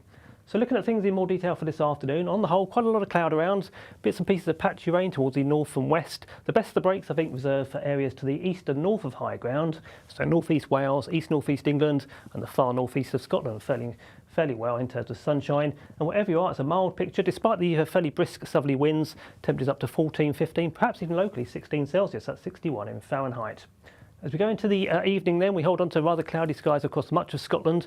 Bits and pieces of patchy rain around. Still some clear weather up towards the far northeast and out towards the far west of the country, but on the whole, a fairly damp picture with some hill fog in places. Outbreaks of more persistent, locally heavy rain moving into the west of Northern Ireland, so it's the east seeing the best of the clear spells at this stage. Some clear spells out across Wales and the southwest, the odd shower, and fairly cloudy skies towards the east and southeast of England. Into the evening and overnight, we hold on to rather cloudy but mostly dry weather towards the southeast. Elsewhere, though, notice things go downhill. We'll see outbreaks of rain moving in from the south and west. Some of that rain turning quite heavy in places. Out towards the far west and northwest, by the end of the night, we'll see some clear weather and turning very blustery with gales up towards the northwest of the UK. A very mild picture, though, temperatures generally holding in double figures, so a frost-free night to come across the UK.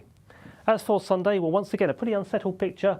Bands of rain moving from west to east across the UK, interspersed by some sunshine at times. Those very blustery winds towards the north slowly easing down. And once again, for the time of year, it's pretty mild. Temperatures into the low to mid-teens Celsius. Once again, we could see a high of 14, even 15 Celsius down towards the south. 15 is 59 in Fahrenheit. That's pretty much it from me. See you soon. Mark Dolan tonight is your weekend dose of news, debate and entertainment. This sounds like a wild conspiracy theory. Don't miss my big opinion. Mark meets and my take at 10. Democracy is a funny old thing. And we don't do boring, not on my watch.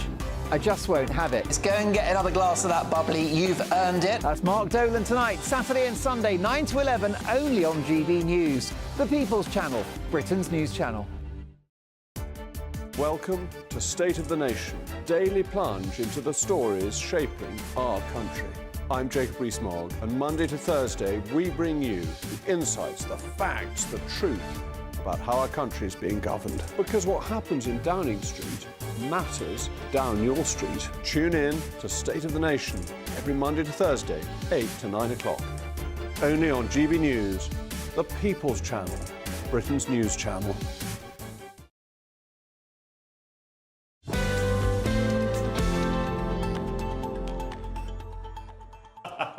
Oh, dear Lord, honestly.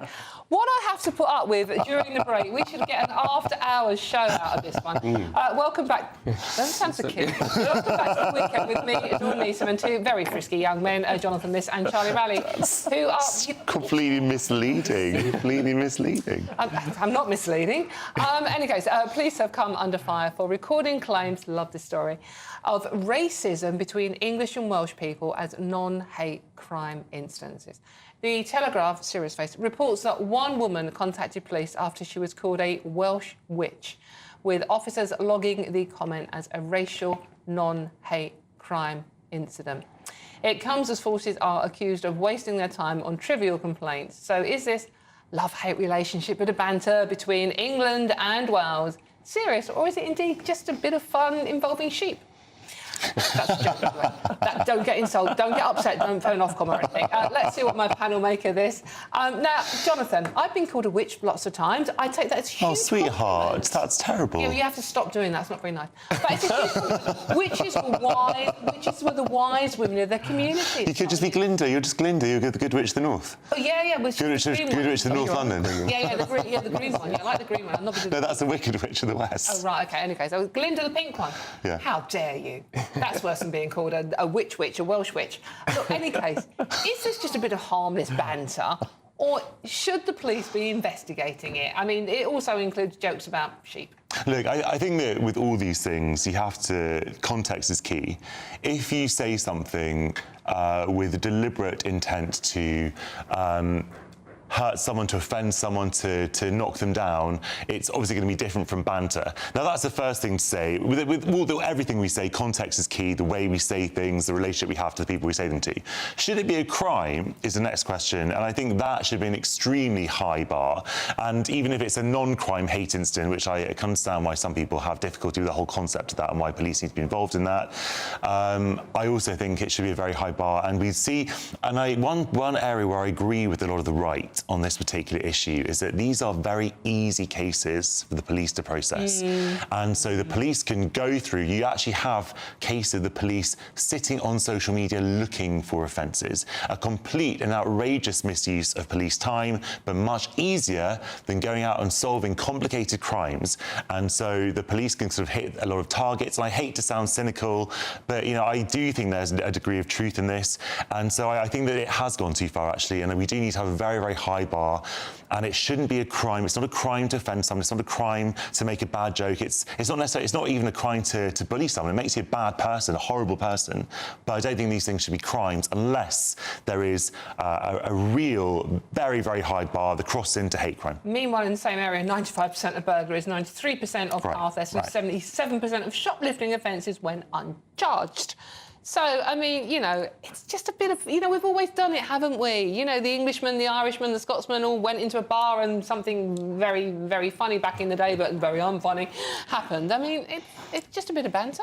Yeah, I mean, I think this is ridiculous because, you know, absolutely, as Jonathan was saying, if there is a conversation or if you say something that is going to escalate, and that is the whole point, that's why it should be a high bar, because if it is something that leads to either something more threatening or actually somebody carrying out what they say they're going to do because they've just sounded off in the heat of the moment or something online, then of course the police need to maybe come around your house and sort of knock on your door and say, hang on, you know, you do realise you've sent a series of tweets attacking or threatening somebody, whether or not you're actually going to do it or not. We're just here to remind you we are watching and you can't do that sort of thing. That is perfectly legitimate. But, you know, and we are very good at sometimes attacking the police to say, well, what on earth are they doing going around people's houses looking into all of this? I'm actually going to but I'm actually going to criticise the public. Who is this woman who has reported to the police that, you know, she was called a Welsh witch? And who is that other one, Numpty, who said whatever else he said about loving his sheep? Now,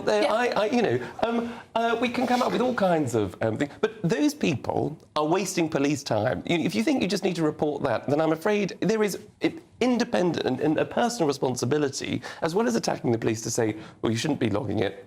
You shouldn't be sort of following it up because that's just a total waste of their time. They should be pursuing the burglaries, the thefts, the car stealers, thieves, the mobile phone snatchers, the shoplifters, and all the rest of it. They should be focused on that purely. But the people that call up the police, you know, the mother of the schoolgirl that, you know, obviously reported to the police that somebody said she smelt like fish. Yes, now, yes, that is a total... I'm sure your daughter has probably heard and she came home crying after school and all the rest of it. Talk to the head teacher. Go and do something. Go and talk to the parent of the kid that's actually the bully in the classroom, or find some sort of, you know, resolution mechanism. Do not call the police, who are there to protect all of us, and waste their time. So well, what happened in that case? The police actually followed up?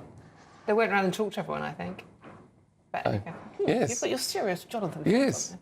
Well, I agree with Charlie that we do have a problem with sort of escalating things and sort of bypassing the normal sort of gatekeepers of these things, which would traditionally be teachers, etc. And I think the problem is that we do, in a way, have a kind of arrested development maybe, where we kind of think that someone needs to sort of help sort this problem out for us. Well, I'm going to arrest your development now, if you don't mind me saying so, because we've run out of time. But what do you think? I mean, especially if you're Welsh, would you get upset by some of these jokes? I mean, they are jokes. gbnews.com/your say. I'm Dawn Neeson, and this is GB News, and there's loads more coming up on today's show.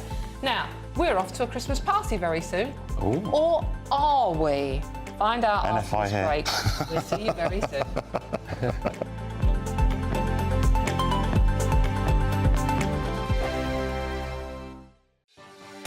Martin Daubney, weekdays from 3 p.m. Locals in Abingdon in Oxfordshire have signed a petition to keep the name of their local pub, and it's called The Midget.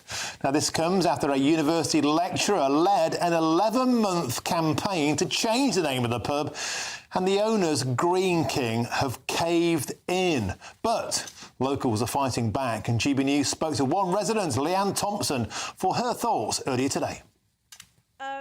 I'm not feeling great about it, to be honest. You know, it's a pub that's been here for a very long time. It's called The Midget after a MG car, and they're changing it to the Roaring Raindrop, which a lot of people are not happy about. We know why they're changing it, but a lady apparently came in who was very upset at the offensive term for the name midget. But nobody here sees it as an offensive term. You don't see the midget and feel any kind of offence towards that. It's named after a car. If she was to actually come, she might actually know more about it, but apparently she's not even been into the pub. She's just heard about it and broadcasted on social media that she wanted the name changed because it's offensive, which as locals don't feel that way. It's the midget. It will always be the midget. And if you look, it's even still on Midget Close. So I don't know if they're going to change it to the Roaring Raindrop Close. Do you know, you should walk into the Midget now and go, do you serve shorts? And just keep going on the joke. It's named after a car, the MG Midget, that was manufactured in the town of Abingdon for a while. The car was released in 1961. The Boozer was built in 1974, giving huge pride to the area. It wasn't named after midgets, you know, the Snow White and the 7 vertically challenged individuals variety. It's named after a car. GB News, the People's Channel. Go to gbnews.com/shop now and take advantage of our biggest ever Black Friday sale with 25% off all items across our store and free shipping on orders worth £60 or more. There's never been a better time to grab something for the GB News fan in your life. From our signature clothing to drinkware, gifts, accessories and much, much more, you'll find the perfect present this festive season. Use the code BLACKFRIDAY25 on checkout at gbnews.com/shop for our best ever Black Friday deals. It's Patrick Christie's Tonight, and here we do things differently. It's explaining the absolute madness of this, doesn't it? It's explosive. I mean, this is very good. It's lively. 850. Your government sat there, Sean, and it did nothing. It's controversial. And the Middle East has been in turmoil since before I was born. It's everything you need to kickstart your evening. Everyone's had their Weetabix tonight. I love to see it. That's Patrick Christie's Tonight, weeknights from 9 p.m. Only on GB News, the People's Channel, Britain's news channel.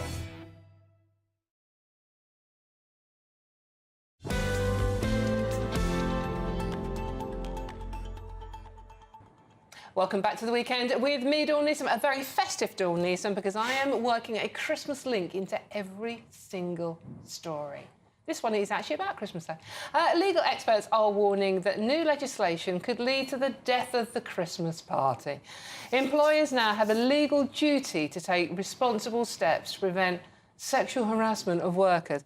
Companies that are found to have failed to do so could face claims for unlimited compensation at tribunals.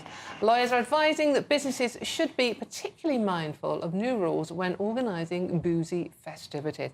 And perish the thought there is any mistletoe anywhere involved in this, right? OK, well, I've got the perfect panel for this. Jonathan Liss and Charlie Rowley. Jonathan, I'm coming to you first. Christmas parties. I'm sorry, they're cancelled. Well, I'm still reading for the. I'm just reading for the revelation that I haven't invited the GB News one. Charlie has. Yes. Not trying to sort of cause any kind of ructions or. Is it? But if there is a kind of that might be a case for Ofcom though, if there's imbalance, because there should be equal representation of those if parties. Charlie hasn't let the cat out of the bag, we could pretend it's been cancelled because the fun police are sucking all the fun out of Christmas. Well, Dawn. No one's ever sucked the fun out of any of my parties. Just wondering where that was going.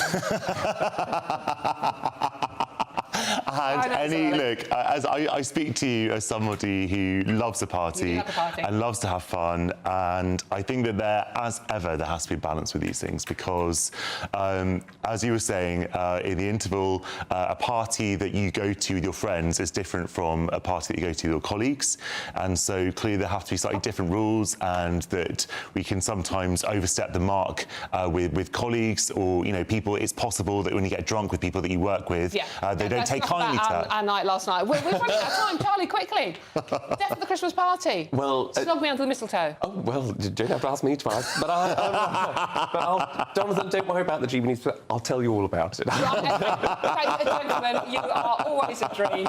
We are off to the Christmas party. We don't care. We're going right now. Are you adding insult to injury? It's happening now. OK, I bet your Christmas jumpers are a sight to sore eyes as well. Thank you for watching. It's been huge fun. I'm going to leave you now with the weather, and here it is. I think it's Marco. In any case, who knows? Have a good day.